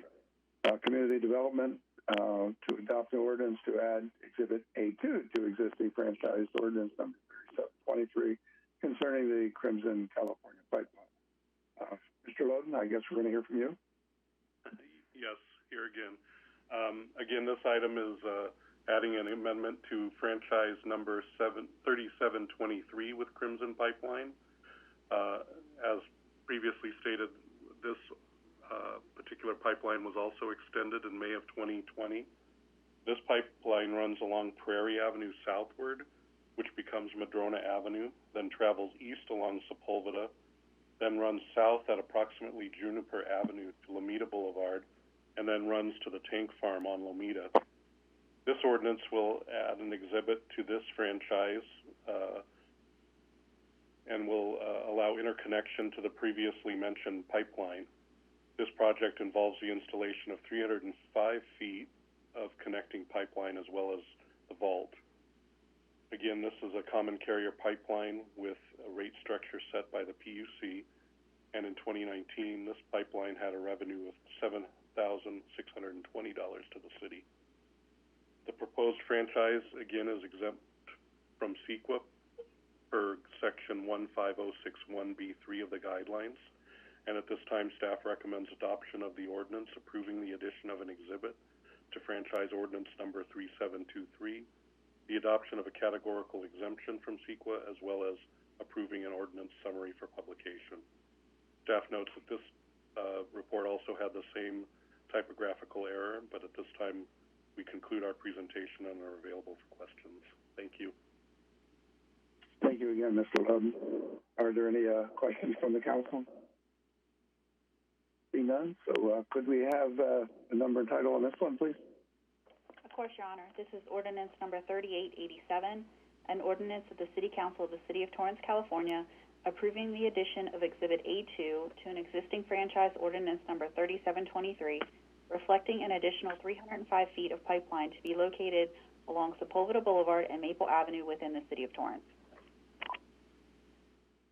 So we need a motion for the categorical exemption under CEQA to adopt 3887 and to approve an ordinance summary for publication.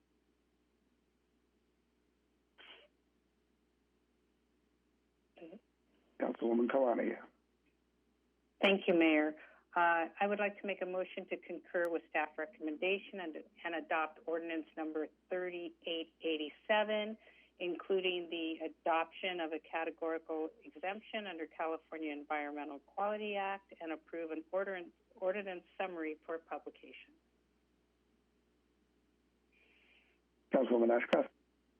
I second that motion. Thank you. Roll call vote. Councilmember Ashcraft? Yes.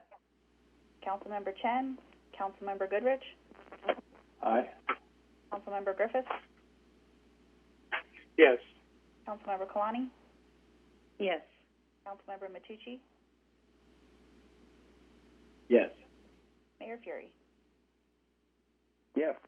Your Honor, that motion carried with Councilmember Chen absent.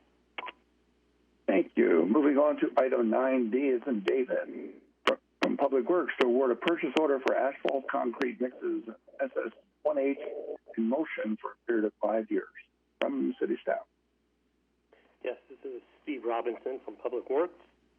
This is a recommendation of the Public Works Director that City Council award a purchase order to Sully Miller Contracting Company in the amount not to exceed $2,750,000 for asphalt concrete, mixes, and emulsion for a 5-year period from October 20th, 2020 to October 19th, 2025.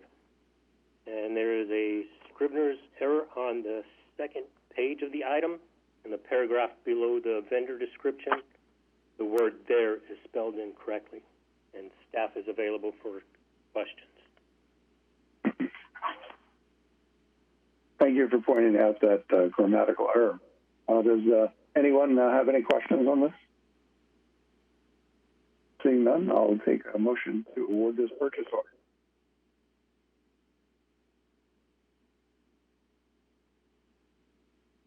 Councilwoman Ashcraft. I move to approve item 9D. Councilmember Goodrich seconds. Roll call vote. Councilmember Ashcraft? Yes. Councilmember Chen? Councilmember Goodrich? Aye. Councilmember Griffith? Yes. Councilmember Kalani? Yes.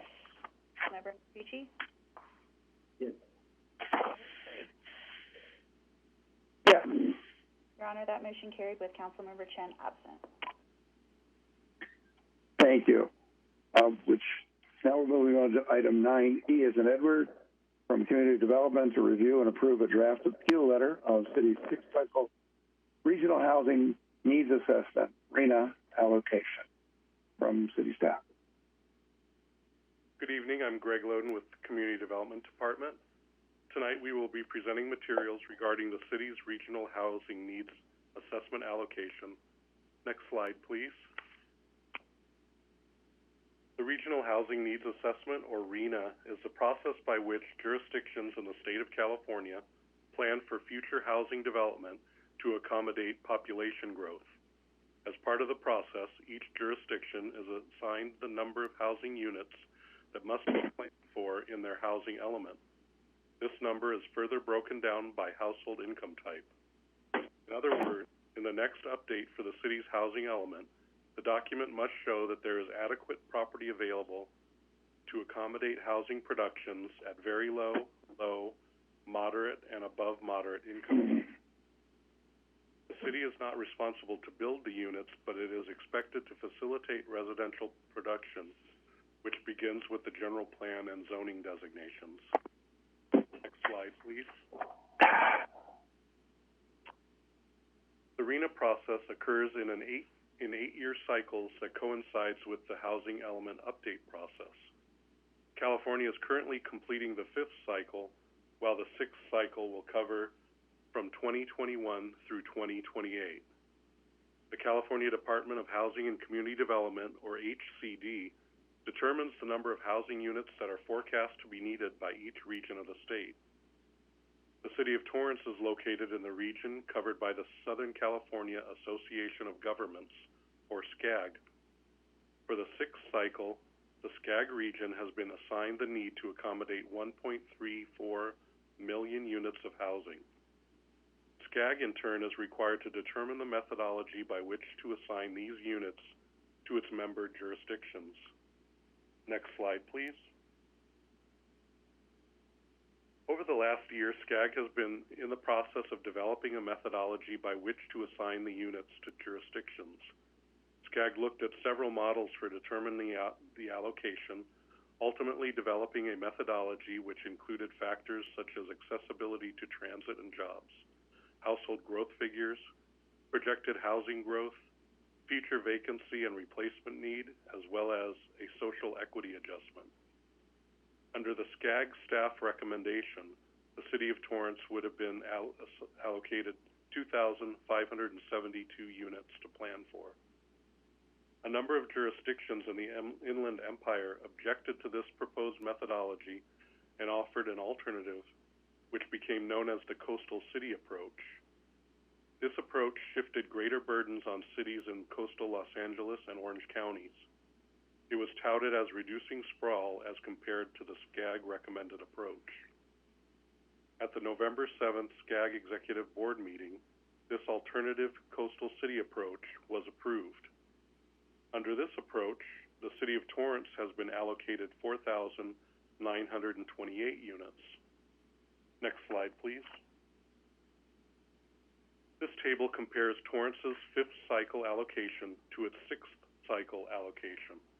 In the fifth cycle, Torrance was allocated a total of 1,450 units, with 380 at the very low income level, 227 at the low income level, 243 at the moderate income level, and 600 at the above moderate income level. This is in contrast to the sixth cycle, where Torrance has been allocated 4,928 units, with 1,617 units at the very low income level, 845 at the low income, 851 at moderate income, and 1,615 units at the above moderate income level. Next slide, please. The process at SCAG allows jurisdictions to appeal their draft allocation. In this case, the City of Torrance would file their appeal by October 26th. State law has defined the criteria that may be used for these appeals, and this criteria includes local planning factors, the application of the final methodology, and changes in circumstance. Based on these criteria, staff has worked with a consultant to prepare an appeal based on Torrance's unique circumstances. Next slide, please. One of the main reasons Torrance has constraints on the availability to accommodate the number of units proposed are the variety of limitations that exist on property in Torrance. These constraints include coastal zone limitations, land within and surrounding the airport, land used by the refinery or chemical production. There are also areas that are subject to seismic constraints, areas prone to liquefaction, and areas prone to landslide. Torrance also has properties that are protected and unable to be developed. In all, there are 1,758 acres impacted by these constraints, which amounts to 13% of the city. Next slide, please. This first map shows the local coastal zone, which is the area west of Palos Verdes Boulevard. This area is subject to Coastal Commission review. The intent is to protect public access to the coast and limit overdevelopment. This area measures 123 acres. It is unlikely that higher density uses and more intense development would be considered to be consistent with the Coastal Act. The second map shows areas protected in the city, including the Madrona Marsh and the tar plant preserve area adjacent to the future transit center. Both areas are precluded from development and measure 45 acres in area. Next slide, please. The first map shows properties located in the city's industrial core that are utilized by the refinery or for chemical production. These properties are unlikely to be able to be remediated to levels where residential development would be feasible. These areas represent over 1,000 acres of property. The second map includes the area around Torrance Airport. This includes the airport itself, properties within the runway protection zones, and surrounding commercial or industrial areas. These areas would likely be unable to support housing, and any rezoning attempts would likely be opposed by the county's Airport Land Use Commission. The airport area measures 434 acres. Next slide, please. These maps illustrate the city's seismic, liquefaction, and landslide areas. They measure 100 acres in size. Areas of Torrance are susceptible to these factors, and as such, future residential development could occur, but would be limited by these factors. Next slide, please. Another significant local planning factor in the city of Torrance is the availability of vacant land. Through the city's GIS unit, staff has identified 55.6 acres of vacant land. This includes 6 acres of light industrial property, roughly 19 acres of commercial property, and the rest residential property. Torrance is a mature city and is largely built out. The motto is the balanced city. As such, Torrance has property dedicated to residential, commercial, and industrial uses, and very little of which is vacant. As such, most of the development that occurs in Torrance will come from infill, redevelopment, or reuse of existing developed properties. Next slide, please. The next criteria that may be utilized to appeal the SCAG draft allocation figure is methodology. In addition to RENA, SCAG is also preparing the SoCal Connect Plan. This is a regional transportation and sustainable community strategy that presents a long-term vision for balancing mobility and housing needs with economic, environmental, and public health goals. However, the draft RENA allocation is inconsistent with the development patterns assumed in the SoCal Connect Plan.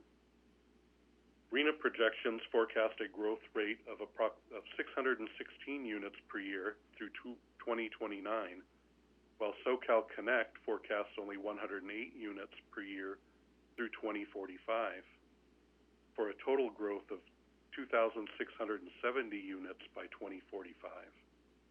This demonstrates RENA's unrealistic assumption that Torrance would surpass its anticipated 2045 growth by the year 2029.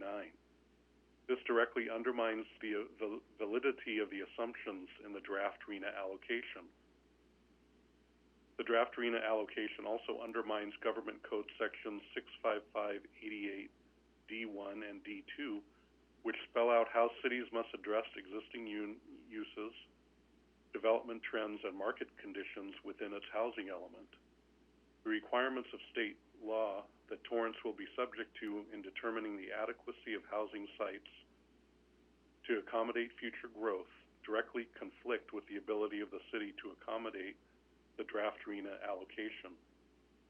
Further, factors such as realistic development capacity, realistic capacity of non-vacant sites, and the substantial evidence requirement make the current RENA allocation difficult for the city of Torrance to meet.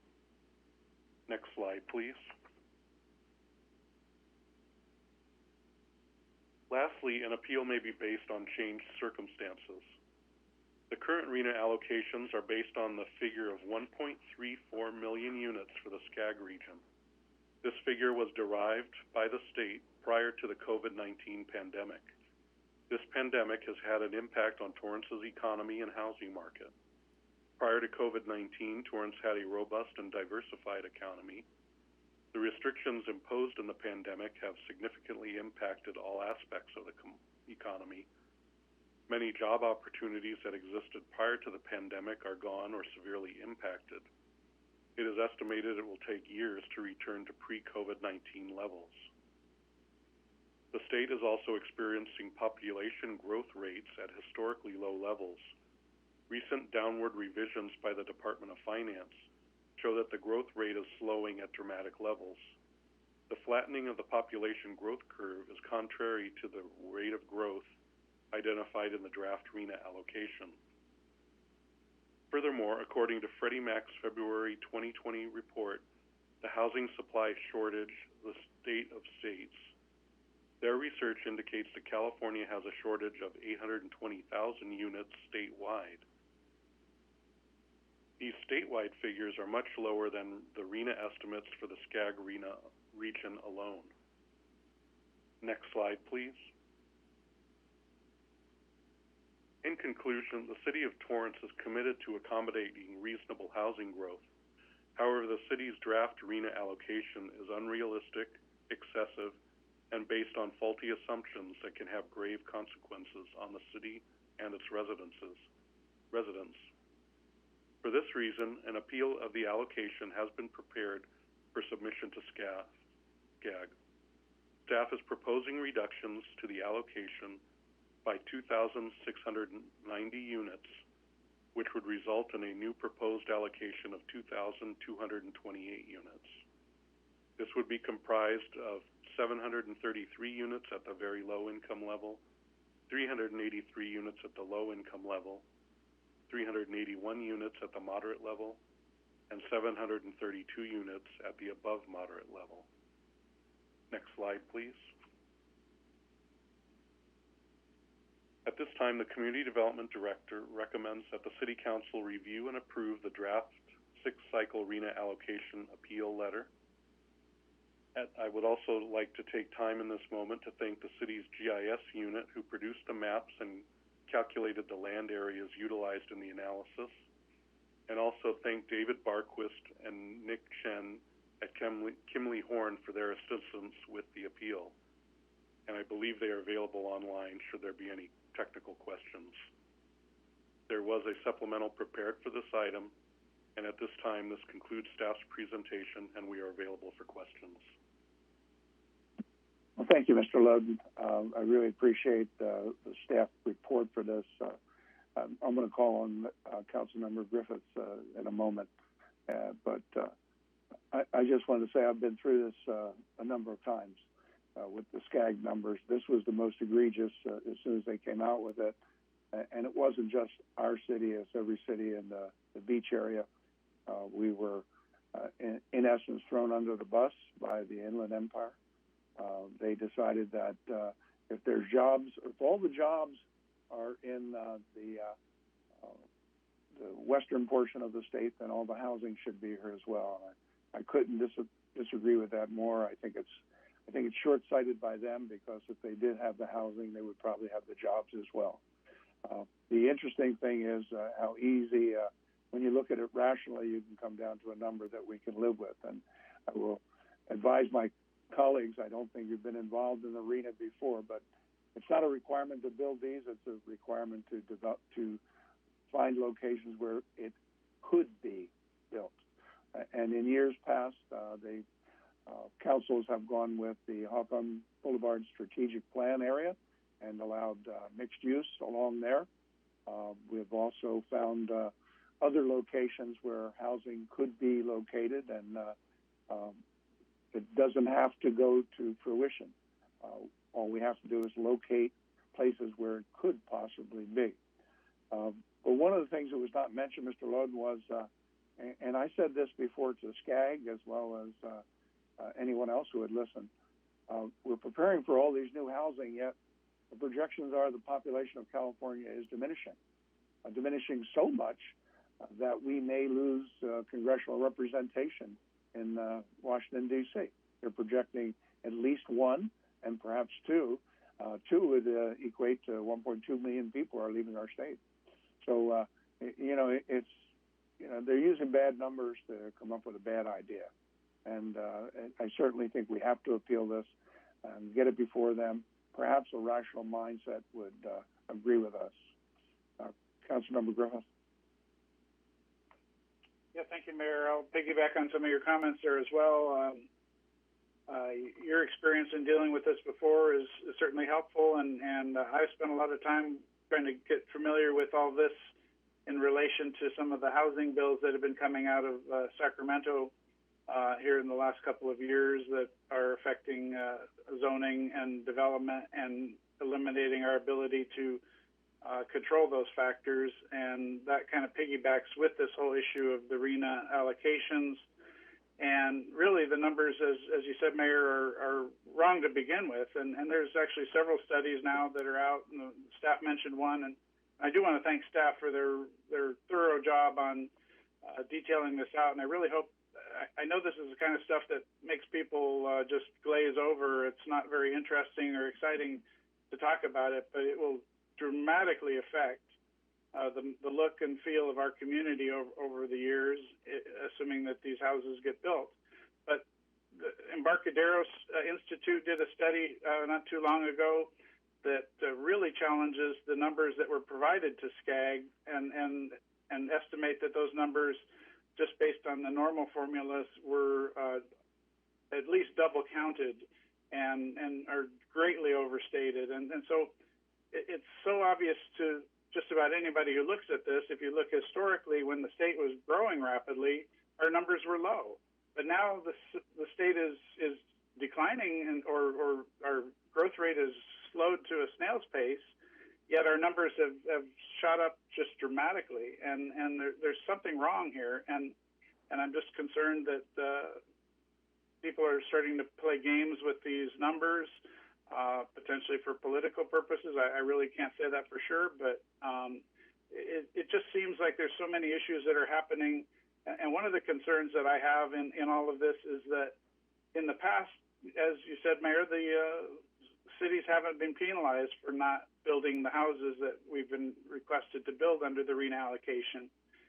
But I've been hearing more and more talk from Sacramento that there will be bills passed to penalize cities who don't meet those requirements.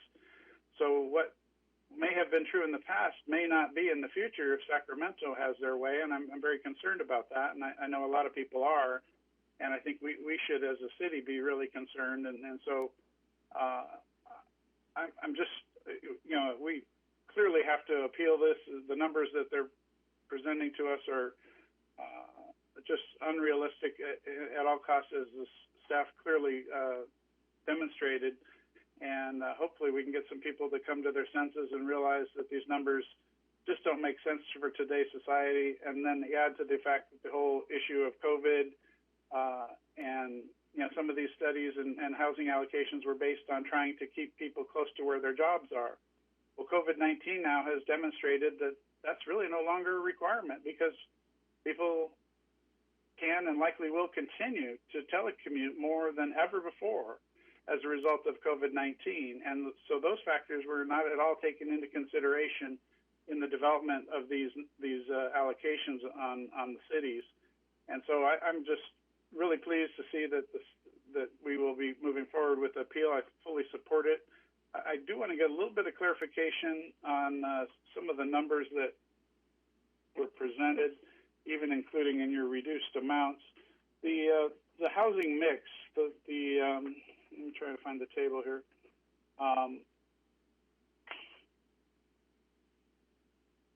Yeah, that's the mix. If you go to the table, it shows the previous allocation. Trying to get to that one myself.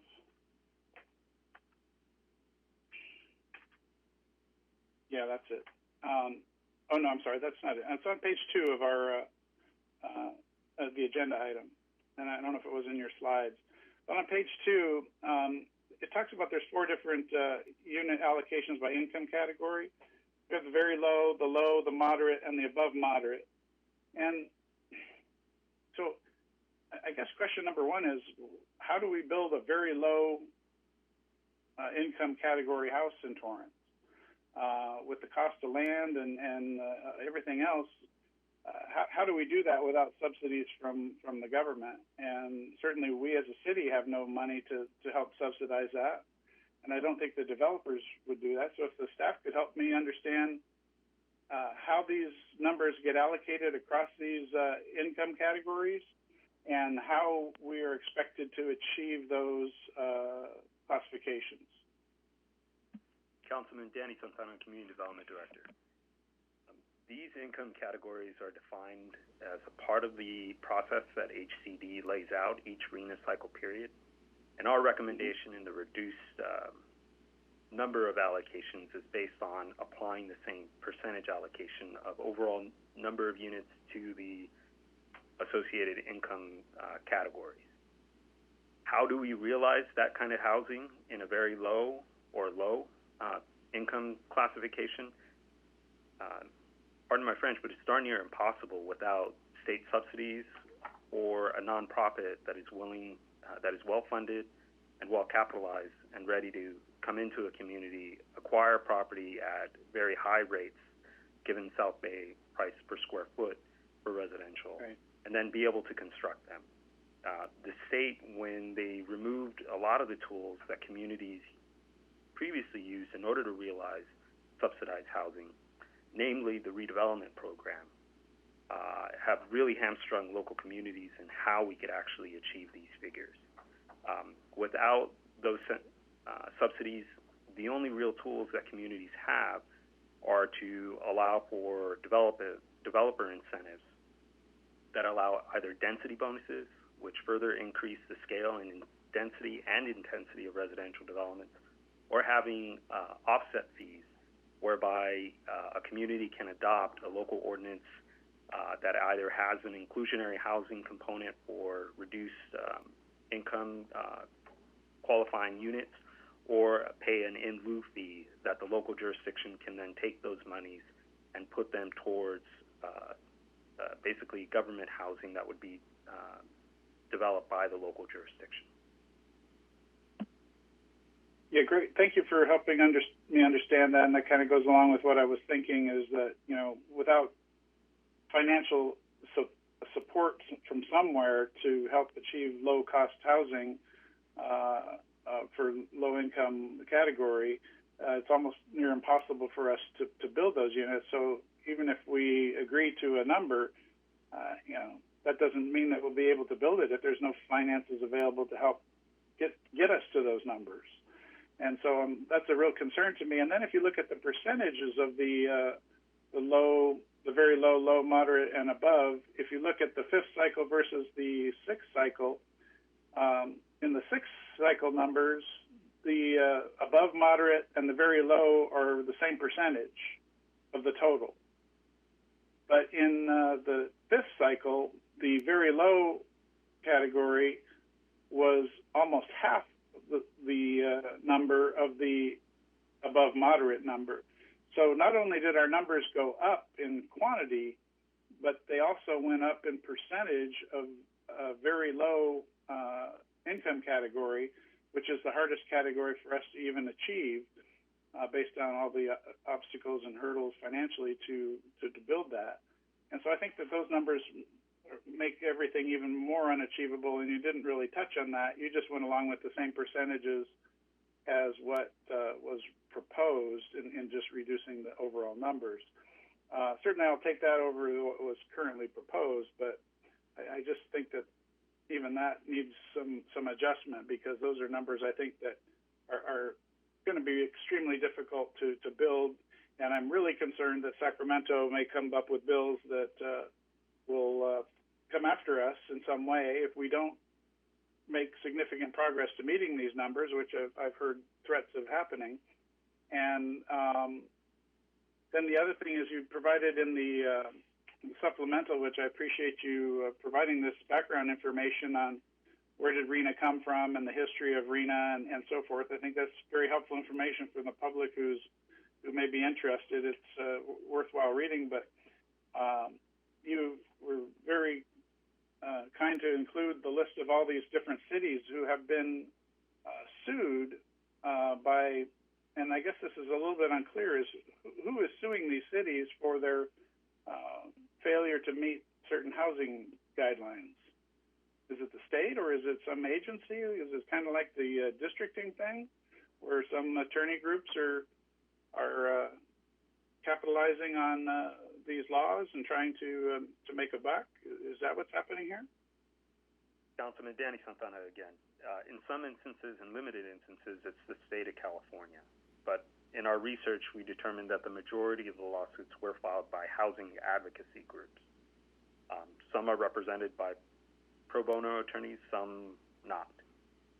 We're not privy to those details, but in limited instances, the state has been the filer, but in the majority, it is an advocacy group. So that, it kind of sounds like a situation like, the attorneys that are going around suing for the Voters' Right Act about the districting, is that these non-state affiliated legal agencies are going around suing, trying to get people to get in line with what they perceive the laws to be on housing. And so I'm concerned about that, and I suspect that under the current housing feelings in Sacramento that there will be even more of that type of thing happening. And so in some of the, in your chart that you provided, you talk about under the court order and settlement, for instance, like under the county of Sacramento that was sued, the court order settlement column says there was a moratorium on development. I'm not quite clear what you mean by that as far as what was that as a settlement.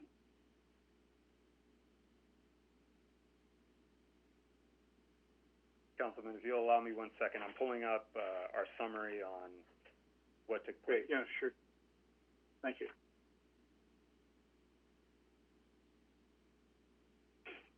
One thing that's obvious to me is you look down the list and it's a lot of payment of attorney's fees to get this to go away. And that sure sounds like, sounds a little bit of a scam in my opinion. Let's go sue you over this housing stuff and we'll go away if you pay us some fees. But I'd like to know what this moratorium on development means and help me understand. Sure. So, Councilman, in the majority of, I apologize. In the majority of these instances, moratorium was related to a prohibition on the local jurisdiction, not on development. So it was a prohibition of the local jurisdiction from holding up development permit approvals and permit issuances for multifamily type developments or developments that involve inclusionary measures. Basically including affordability restricted units within development. So in most instances... So basically... Go ahead. So in most instances, that was a moratorium on the local jurisdiction from preventing development from advancing.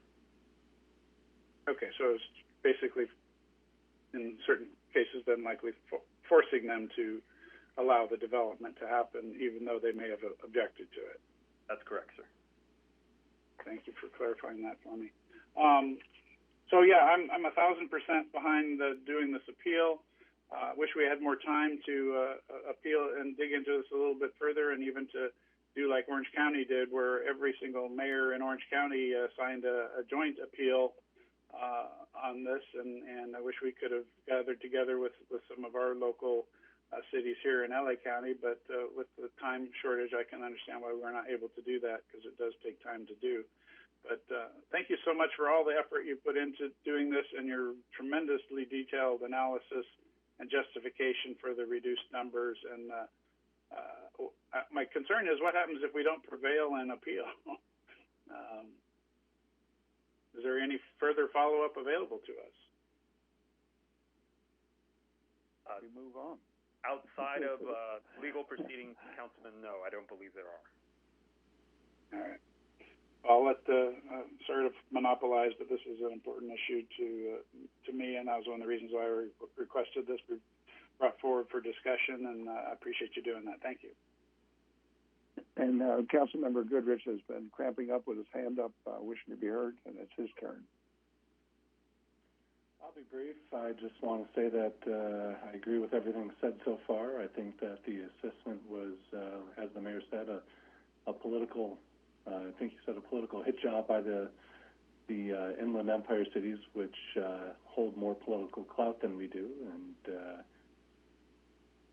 I give staff credit for doing the research necessary to come up with the data they did and show why these numbers are wrong. So I'm supportive of this and pushing back.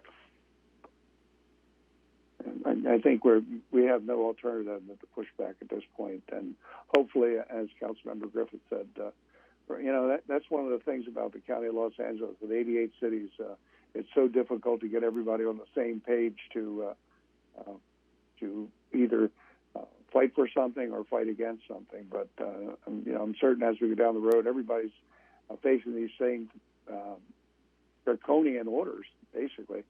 And I forgot to mention, I think we talked about it, but this SCAG, we've said over and over again, we forget that the public doesn't understand that Southern California Association of Governments, it's a multi-county group of governments that come together. And even though we have so many cities in our county, when you put all these other counties in there as well, they had more weight than we did. in this order. But I think, as Councilmember Griffith said, these numbers are just unreal. I think maybe I'm just being hopeful that the appeal process will work. In the interim, staff will be looking at places where we can, I think we could do it wholeheartedly and say this is an area that we could, in essence, perhaps have higher density housing or more housing there. I think often about the area around El Camino College. We don't have to do it, but we could point out that there's multifamily homes down there, and perhaps newer multifamily homes that are bigger with more density and more units because they need them in that area, and it would improve the area anyhow if it would happen. Now, then it comes to Pollyanna that some developers willing to come up and buy 5 big units on Crenshaw or Redondo Beach Boulevard, demo them, and build these big, beautiful units, and somehow find a place for 50% of it to be low income. So, will that happen? As Mr. Santana said, it's totally impossible. It's just not going to happen. But anybody else wish to be heard, or shall we get on board with this and get it filed? Councilmember Matucci. Yeah, thank you, Mayor. I really do appreciate everything that's been said tonight, especially Councilman Griffith. I really admire the fact that you're really pushing back and took a leading role in your group that I support 100%. I've been kind of following this for the past few years. I find it interesting that Palos Verdes estate is being asked to build 82 very low income houses. That's just on a very low. Then 44 low income. Then you got Rolling Hills, which is a behind the gates situation. They're being asked to build 20 over the years. I think it was the mayor that mentioned it might be political or whatever it might be, but I just don't see how areas such as Malibu should be forced to build 27 low-income housing. I don't think redistribution of low-income units all across the land is wise. You can build units, low-income units, anywhere that is deemed to fit in the neighborhood. I think people are pushing for our single-family residents, the neighborhoods, which is, in my opinion, the beauty of Torrance and the beauty of many areas, to be mowed down and these apartment buildings to be built. So I'm really happy that we're taking a stance against this. I don't see much of a future for us to keep on fighting it alone. I think having a organization or a conglomerate of cities to fight back on Sacramento would be wise. I put very little faith in SCAG to be able to fight this. I put very little faith in a lot of organizations that have been around to fight this. And I'm just happy we're taking action. So I will definitely be supporting, opposing this. Thank you. Anyone else? If not, then I'll take a motion to approve the draft appeal letter. Councilmember Griffith. Thank you, Mayor. I move to concur with the Community Development Director and strongly support this appeal of the sixth cycle arena allocation. Councilmember Goodrich. Roll call vote. Councilmember Ashcraft? Yes. Councilmember Chen? Councilmember Goodrich? Aye. Councilmember Griffith? Big yes. Councilmember Kalani? Yes. Councilmember Matucci? Yes. Mayor Fury? Yes. Your Honor, that motion carried with Councilmember Chen absent. Thank you. We're now moving on to item 9F, as in Frank, Public Works, to adopt a categorical exemption under the California Environmental Quality Act and award Public Works agreement for the residential and arterial pavement improvement. Expenditure is $4,238,000. Yes. Yeah, excuse me. Can you hear me? Yeah. Yeah, Mayor, I need to recuse myself on this item after advisement from the city attorney's office. The fact that I live in the area that this will be primarily focused on, and it also represents a large portion of the district that I represent, I feel it's best that I stay out of this in case there's any possibility of anyone thinking that I have some benefit out of that. So I'm not sure what's my process for recusing. Do I sign off of Zoom completely? I believe you have to, yeah. Yes, sir. You have to sign off, And unfortunately. I will leave that, and I will talk to you when you're done. Thank you. Don't go far. I won't. Okay. Continue on. It was $4,238,936 from staff. Good evening, Honorable Mayor and members of the Council. Beth Overstreet from Public Works. Item 9S is a recommendation to award a Public Works agreement to All American Asphalt of Corona, California, in the amount of $3,686,032. It's important to note that the bid proposal amount came in 22% under the engineer's estimate this year.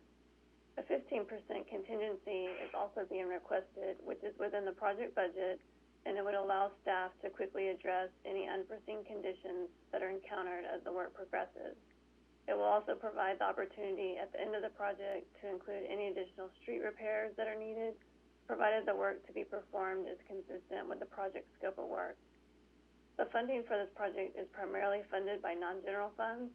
However, a small portion, less than 5%, is funded by general funds in order to address any necessary repairs to city parking lots. Overall, the construction of this year's annual residential and arterial pavement improvement project will provide for slurry sealing over 500,000 square feet of residential roadways and over 250,000 square feet of arterial roadways to help maintain and protect these streets. This work would only be performed during warmer months, typically late spring, because slurry seal is a temperature-sensitive product and cannot be applied during cold weather. Therefore, during the cooler months, other work will occur, such as replacement of curb, gutter, and sidewalk, particularly in areas where water ponds and has deteriorated the existing pavement. By making the necessary repairs and removing the ponding water prior to applying the slurry seal, it helps preserve the pavement conditions as much as possible. Of course, in some areas, existing pavement conditions have more severe deterioration, and those streets have been identified to be repaved. Approximately 1 million square feet of residential roadways within the area south of PCH between Hawthorne Boulevard and Crenshaw Boulevard will be repaved. This project will also repave Palos Verdes Boulevard south of Carson Street to the Redondo Beach city limit, and repave Calle Mayor between Anza Avenue and PCH. Additionally, Arlington Avenue between Plaza del Amo and Sepulveda Boulevard will be repaved. Construction is anticipated to begin in December 2020 and continue through May 2021, except for on arterial streets during the holiday moratorium. That concludes my presentation, and I'm available for any questions you may have. Thank you, Ms. Overstreet. Always appreciate this. The improvements of our arterial streets and our roads is always, I think, well received from our community until we start doing it and they complain that they can't park in front of their house for one day. But eventually they get over that and they're happy that their streets look good. Is there any questions from the council? I see none. Then I will take a motion to concur with the staff recommendation. Councilwoman Ashcroft. Motion to concur with staff recommendation on item 9F. Councilwoman Kalani. Kalani, second. Roll call vote. Councilmember Ashcraft? Yes. Councilmember Chen? Councilmember Goodrich? Aye. Councilmember Kalani? Yes. Councilmember Matucci? Yes. Mayor Fury? Yes. Your Honor, that motion carries with Councilmember Griffiths recusing himself and Councilmember Chen absent. Okay, it's now 10 minutes after 9. We've been here on our seats for 2 hours and 10 minutes. We're going to take a 10-minute break.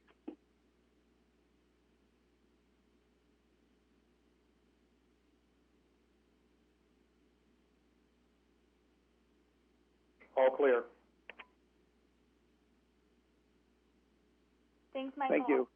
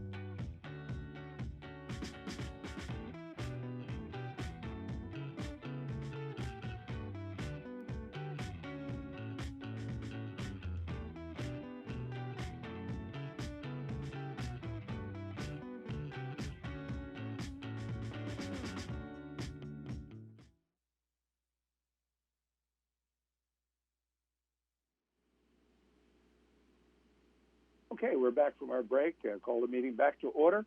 And moving on to item 9G as in George. From the city clerk to adopt a resolution amending the City of Torrance Conflict of Interest Code and repealing resolution number 2018-96 from our city clerk. Thank you, Your Honor.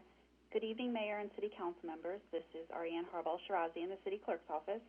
Item 9G is the recommendation of the City Clerk that City Council adopt a resolution amending the City of Torrance Conflict of Interest Code and repeal resolution number 2018-96.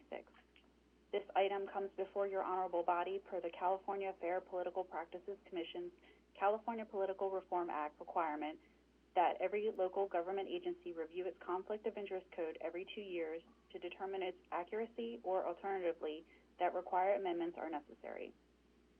The redline version in your staff report reflects all departmental updates regarding title changes, position additions, or deletions. Please note that there was a supplemental item removing the Torrance Joint Powers Financing Authority and Industrial Development Authority from the City of Torrance Conflict of Interest Code, as they are separate legal entities from the City of Torrance.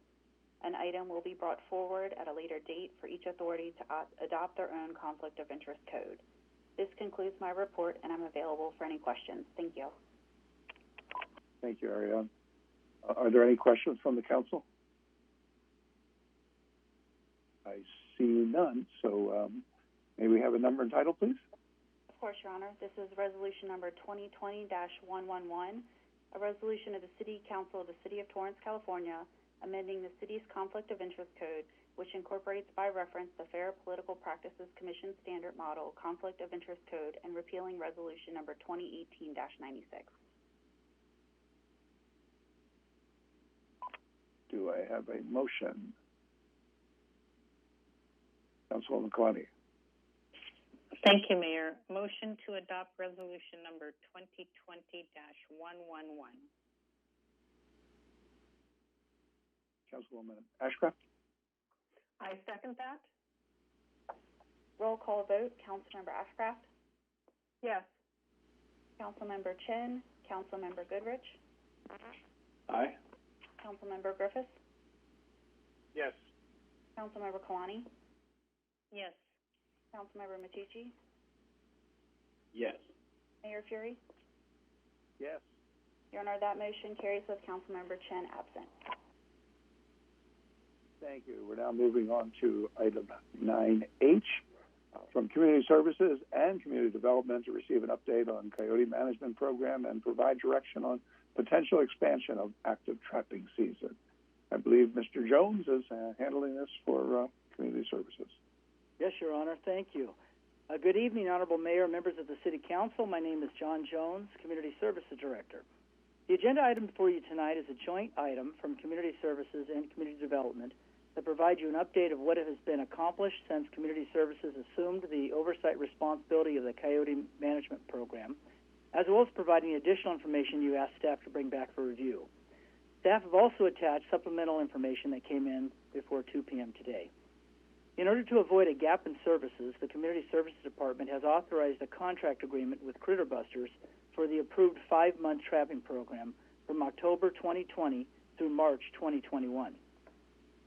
With regard to the Coyote Management Program, staff have worked seamlessly with the Police Department to ensure that the transfer of the Coyote Management Program will not affect the public. Over the course of the past 2 months, staff have successfully transitioned these programs' website to the Community Services Department's website and relocated the Coyote Management half-time staff member to the Animal Control Office in an effort to boost reporting efficiencies and consolidate communications. Staff have also evaluated the program's current data collection and analytics systems, but have found that this data collection to be a challenge as the system is utilized exclusively by the Police Department. And due to the security and confidentiality concerns, staff will not be able to use this database into the future. Given this information, staff are currently working with the Communications Information Technology staff, CIT, to evaluate a new database for the Coyote Management Program with the goals of streamlining citizen reporting, enhancing community outreach, and improving records management. Lastly, staff have been working on launching a virtual webinar series in order to educate residents on how to reshape nuisance coyote behavior by making informed decisions to increase human and pet safety.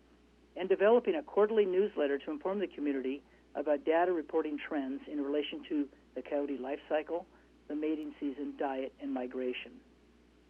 With regard to your request for staff on August 18th to explore a regional approach for coyote management, staff reached out to the South Bay City's Council of Governments, the South Bay COG. And just for your information, so you know, some of you members have not been on the council this time, staff wanted to share that in 2017, the South Bay COG formed a regional coyote management task force. And this task force met on a quarterly basis to host educational presentations and workshops. However, since February 2018, this task force did not take further action to stop meeting. In recent conversations with the South Bay COG, they stated they would be open to revisiting this concept. So in coordination with them, staff developed a survey that was sent to city managers in the region, asking about coyote activity reporting by citizens, attacks or fatalities attributed to coyotes, interest in participating in a regional effort, and budget or funding sources available to support a regional educational effort. The findings of the survey resulted in all participants expressing a common interest in partaking in a regional approach, but since they have very limited staffing levels and no funding to commit to this endeavor, it really would not be a priority for them to support this effort. With regard to your request for staff to explore the operational and financial feasibility of extending the coyote trapping season from 5 to 12 months, staff from the Community Development Department retained a biologist to assess the potential expansion to a year-round trapping season. The resulting CEQA consistency analysis determined that there would be no impacts to sensitive biological resources under such an amended CMP program. So what are the next steps? Should the City Council wish to proceed with the conceptual expansion of the previously adopted active trapping season, staff recommend that the City Council adopt a finding under Public Resources Code 21166 and CEQA Guidelines Section 15162 prior to proceeding with the associated Coyote Management Program amendments. At this time, staff are asking your honorable body to provide direction to staff if they would like us to expand the 5-month trapping season to 12 months and adopt findings by reference under Public Resources Code Section 21166 and CEQA Guidelines Section 15162 as set forth in the staff report. If the direction to staff is to expand to a 12-month active trapping program, staff will move forward with developing a request for proposals, an RFP, for a 12-month active trapping program. Once a vendor or contractor has been selected based on a formal scope of work, work plan, and evaluation criteria, staff will return to your honorable body with a budgeted request to accommodate the program expansion and approval of a revised coyote management program. This concludes staff's presentation tonight.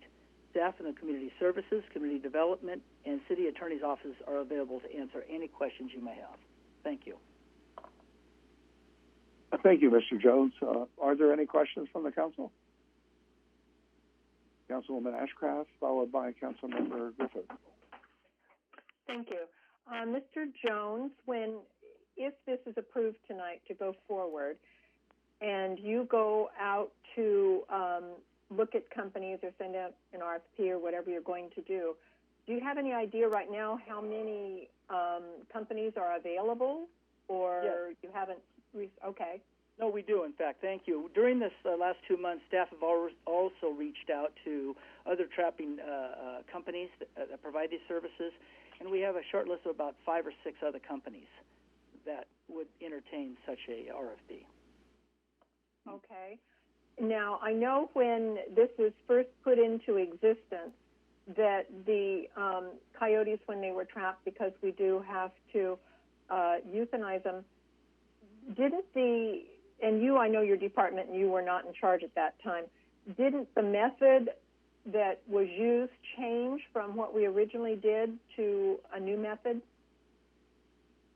Honestly, Councilwoman, I don't really have the answer to that question. I don't know. I heard a caller say there was a different method, but I'm not familiar with the type of method. What are we doing?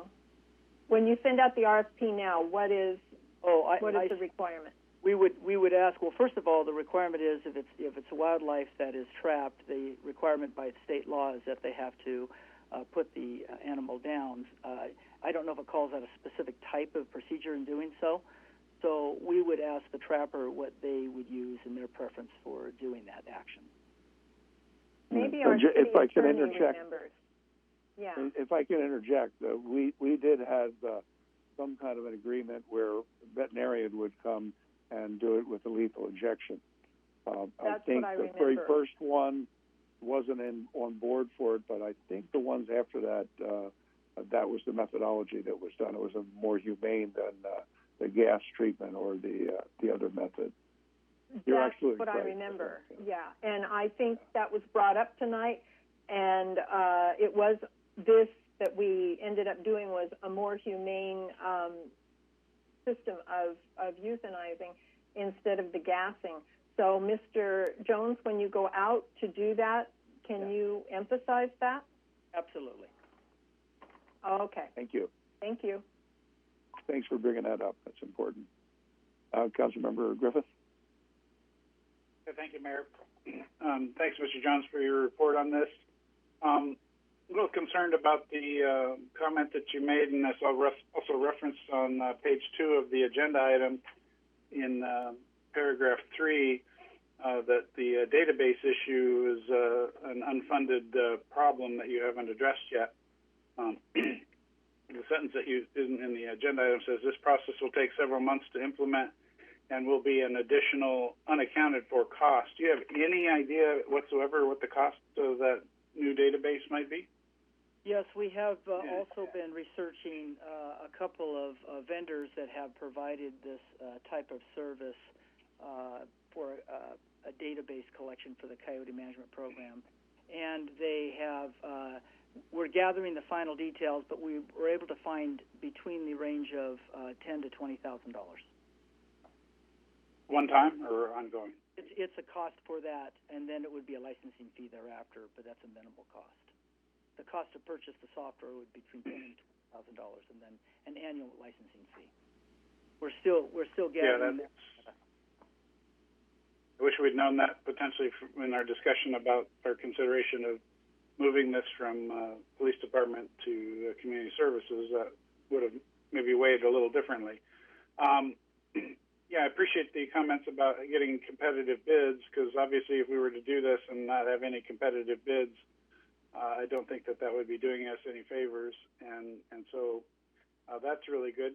Do we have any definitive answer on what jurisdictions around us are in fact doing any trapping whatsoever? Councilman, I know can tell you, I was at. Go ahead. If I can take it for John, I was at the Council of Government Steering Committee meeting, presenting or asking for their buy-in to be involved with this, and as Mr. Jones pointed out, they have no time, manpower, or inclination to be involved, and there is nobody locally that is doing any trapping. There is some up on the hill that's being done by a county agency. Apparently, the wildlife works with them, and wildlife, as was pointed out, they won't take on any other clients. But that's about the only one that anyone knew about. None of the cities in our neighboring area are doing anything. That's correct. Yeah, and that's a really big concern for me, because if we're doing all the trapping and all the other cities are not really contributing to it, they're growing more coyotes to come into our city, and we're the ones that are having to pay the fee to get rid of them. And I'm a little uncomfortable with that lack of sharing of really a regional problem. This isn't a Torrance problem, and there's not any boundaries around Torrance that prevent the coyotes from roaming here into our city from our neighboring cities. So that's a concerning issue. I mean, I'm not opposed to going forward and looking at what our potential costs would be to do additional trapping. I'd like to also reiterate my statement from our last discussion on this, is that maybe we could look at, as opposed to year-round trapping 12 months, which likely would cost more money than what we're paying now, get an option for doing every other month as a potential option if a trapping company would even consider doing that. And that would be something I'd like to see to help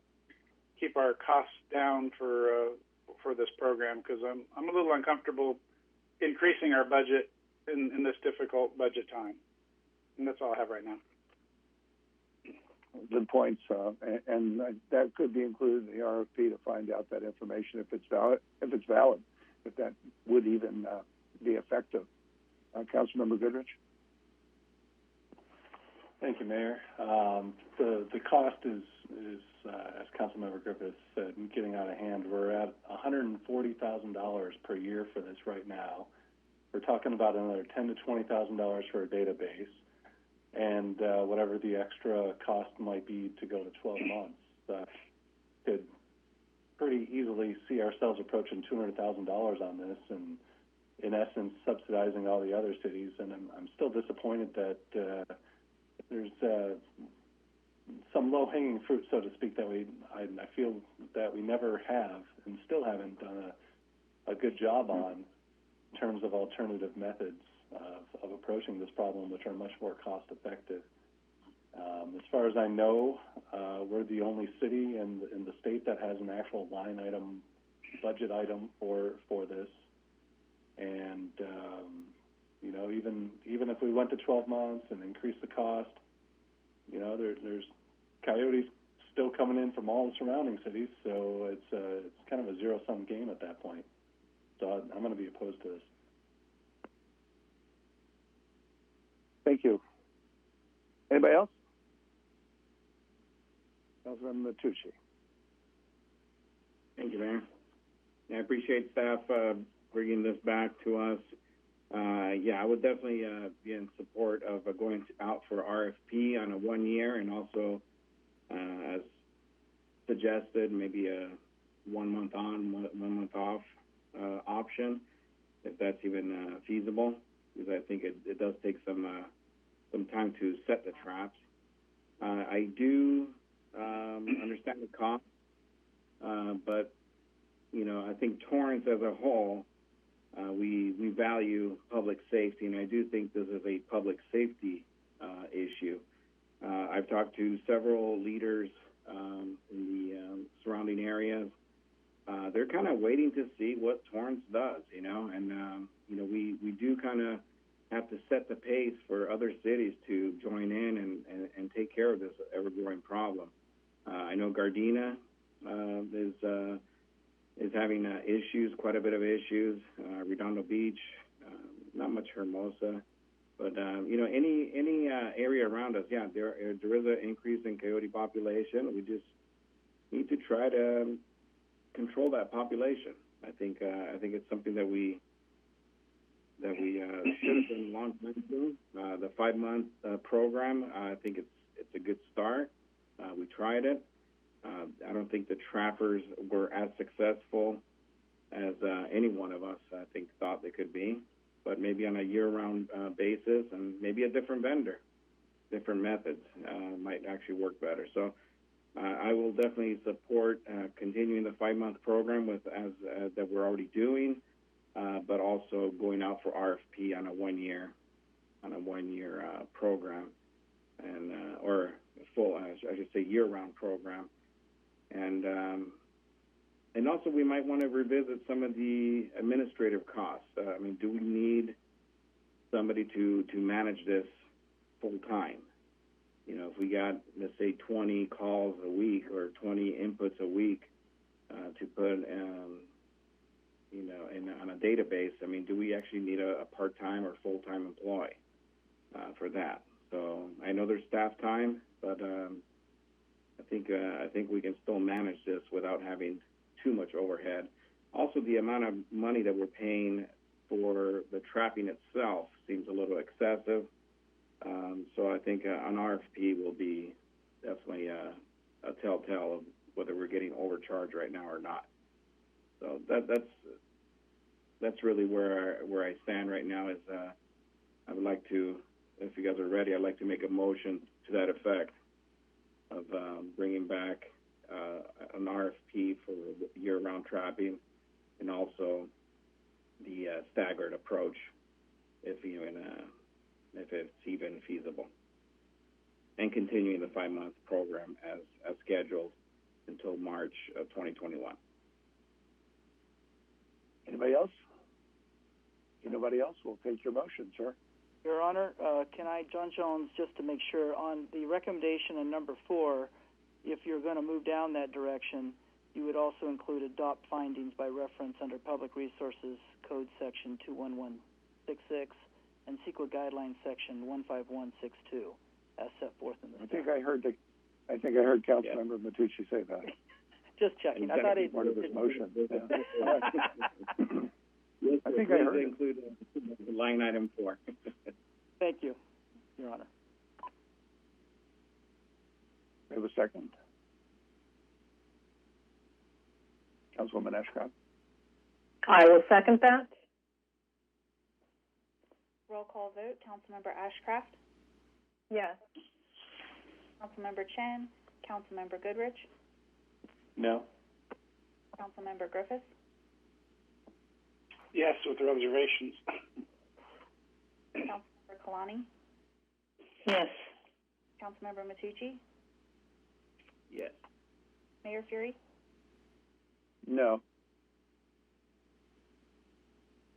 Your Honor, that motion carries with Councilmember Goodrich and Mayor Fury voting no and Councilmember Chen absent. Thank you. There are no scheduled hearings. There are no scheduled agency agendas. Number 12. 12A is the second and final reading of ordinance number 3885. May we have a number and title, please?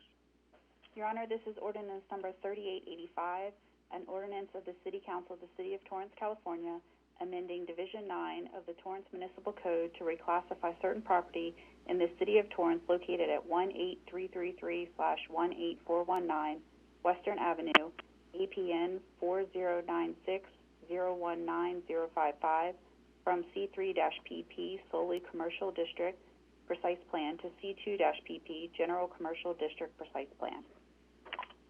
Thank you. Councilmember Matucci, I'm sorry. I know you had your hand up to recuse yourself. Yes. Yeah. Thank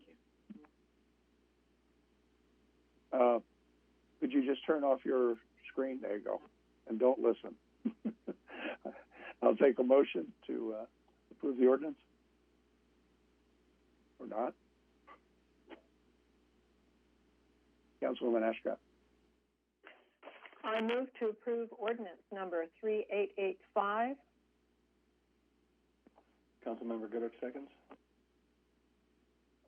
Roll call vote. Councilmember Ashcraft? Yes.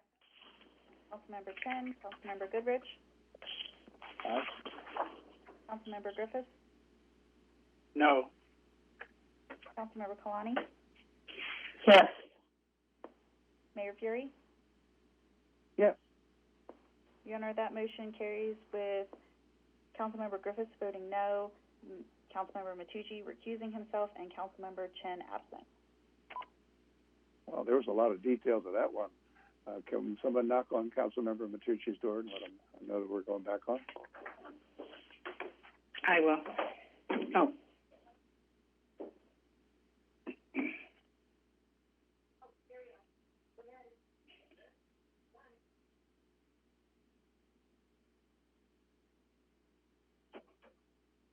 I guess I should have told him not to go too far.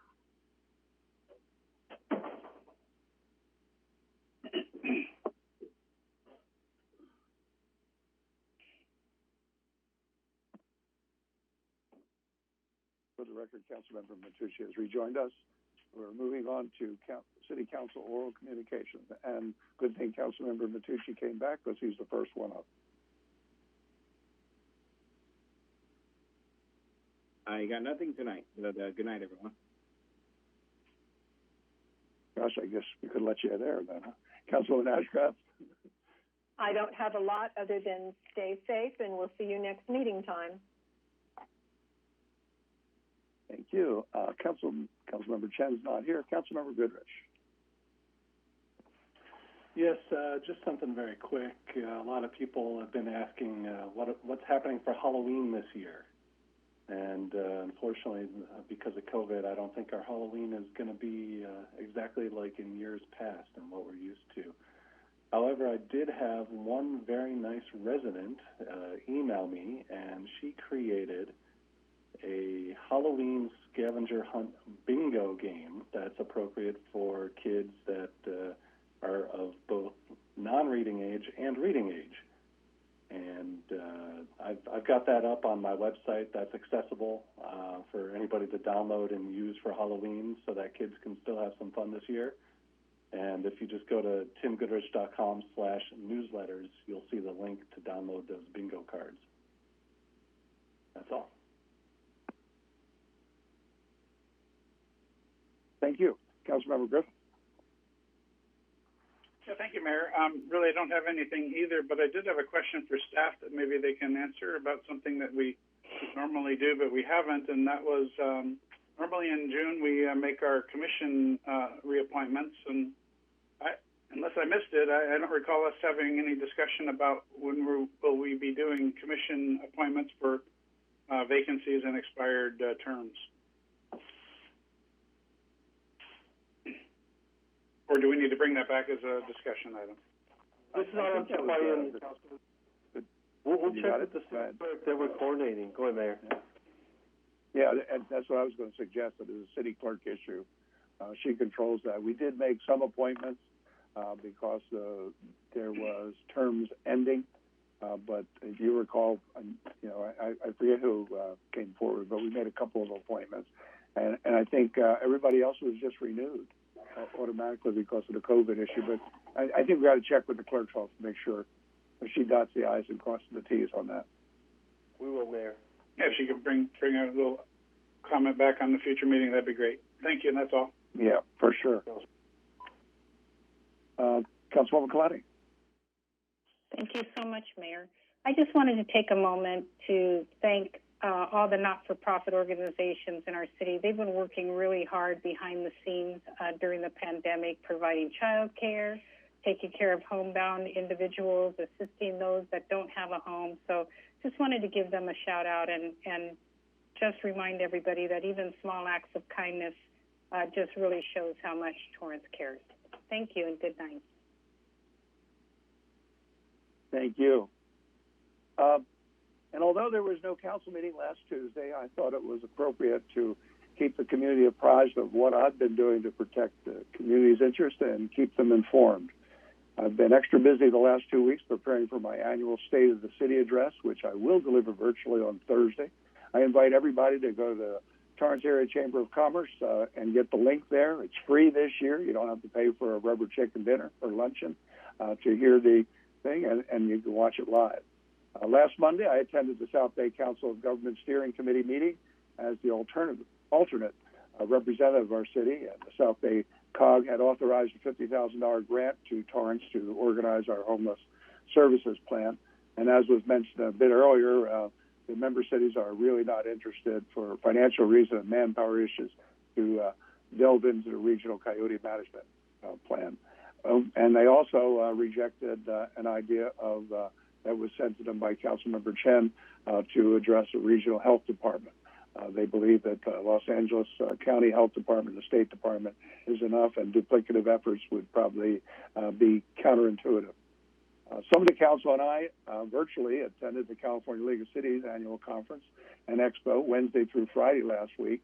I personally attended a number of great seminars, and as the voting representative, I participated in the General Assembly and made the vote on behalf of my colleagues. Each and every day, I've continued my practice of giving daily COVID-19 updates via social media. I take the information from the Los Angeles County Department of Public Health and providing the local information you need to know concerning the coronavirus pandemic and how it affects Torrance. In order to provide current information, I also virtually attended a number of updates for local elected leaders presented by the Public Health Director, Dr. Ferrer, and her team. Last week, I convened a virtual monthly meeting of the Beach City mayors with the administrators of Torrance Memorial Medical Center and Providence Little Company of Mary to discuss the hospital's experience with coronavirus and their readiness for any increases in the region. And I'm here to tell you they are ready with everything they need. They have the hospital beds, they have the PPEs, they have the manpower, and the ventilators if in fact that becomes necessary. And if it gets really out of hand, they have the wherewithal to increase their beds, the bed census, and that's important. Additionally, I chaired a meeting of the Palos Verdes Landfill Citizens Action Committee discussing the status of groundwater seepage at the Botanical Gardens, and I'm pleased to report the source was non-toxic and it was eliminated by the Los Angeles County Sanitation District. I also attended a candidate forum presented by the Torrance Chamber of Commerce for the TUSD school board election. And I attended a town hall presented by Congresswoman Maxine Waters that was hosted by the Chamber. The Congresswoman explained to the business community methods for businesses, large and small, to receive stimulus grants and loans, and directed them to the right people to get those monies. I had several conversations with our county supervisor, Janice Hahn, concerning the opening of playgrounds and amusement centers in an effort to get those facilities reopened safely. And I'm really pleased that I heard today from Torrance Batting Cages that they heard from Public Health and they're allowed to reopen.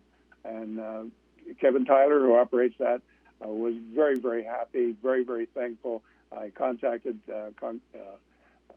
Supervisor Hahn, and she was very pleased that she was able to deliver that for our one business that we kind of carved out, because it's not an entertainment center if it's outside. It was much more like a driving range than it is a bowling alley, that's for darn sure. I also enjoyed a number of conversations with our congressional representatives, Congresswoman Maxine Waters and Congressman Ted Lieu, on the status of the HEROES Act, and that's still pending. Hopefully Pelosi and McConnell can get that through and talk to number 45, and it provides local funding for cities under $500,000 in population. They'll be defunding cities if they don't come up with some funding for us. They also are working on funding for about some of our people who are still out of work.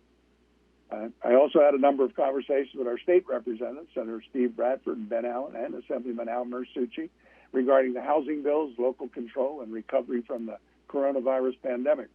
I also attended the Torrance Relay for Life virtually, and I'm really happy to report that the relay raised more than $120,000 to fight cancer using a virtual platform for the first time. Kudos to the people who, the volunteers that do that. Raising $120,000 in one day virtually is not that easy. The coronavirus obviously has changed the way government meets and has taken away much of the personal interaction. But we have learned new ways to govern, and it works. But we are very confident that our society will return to normalcy sooner rather than later. Thank you all for staying patient these past 7 months. Can you believe it's been 7 months? I know many of us did not anticipate stay-at-home orders to last this long. I know personally I didn't.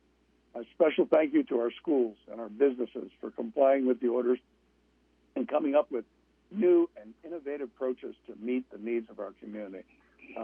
Everybody, your cooperation is making California finally look like we are the low end on the coronavirus.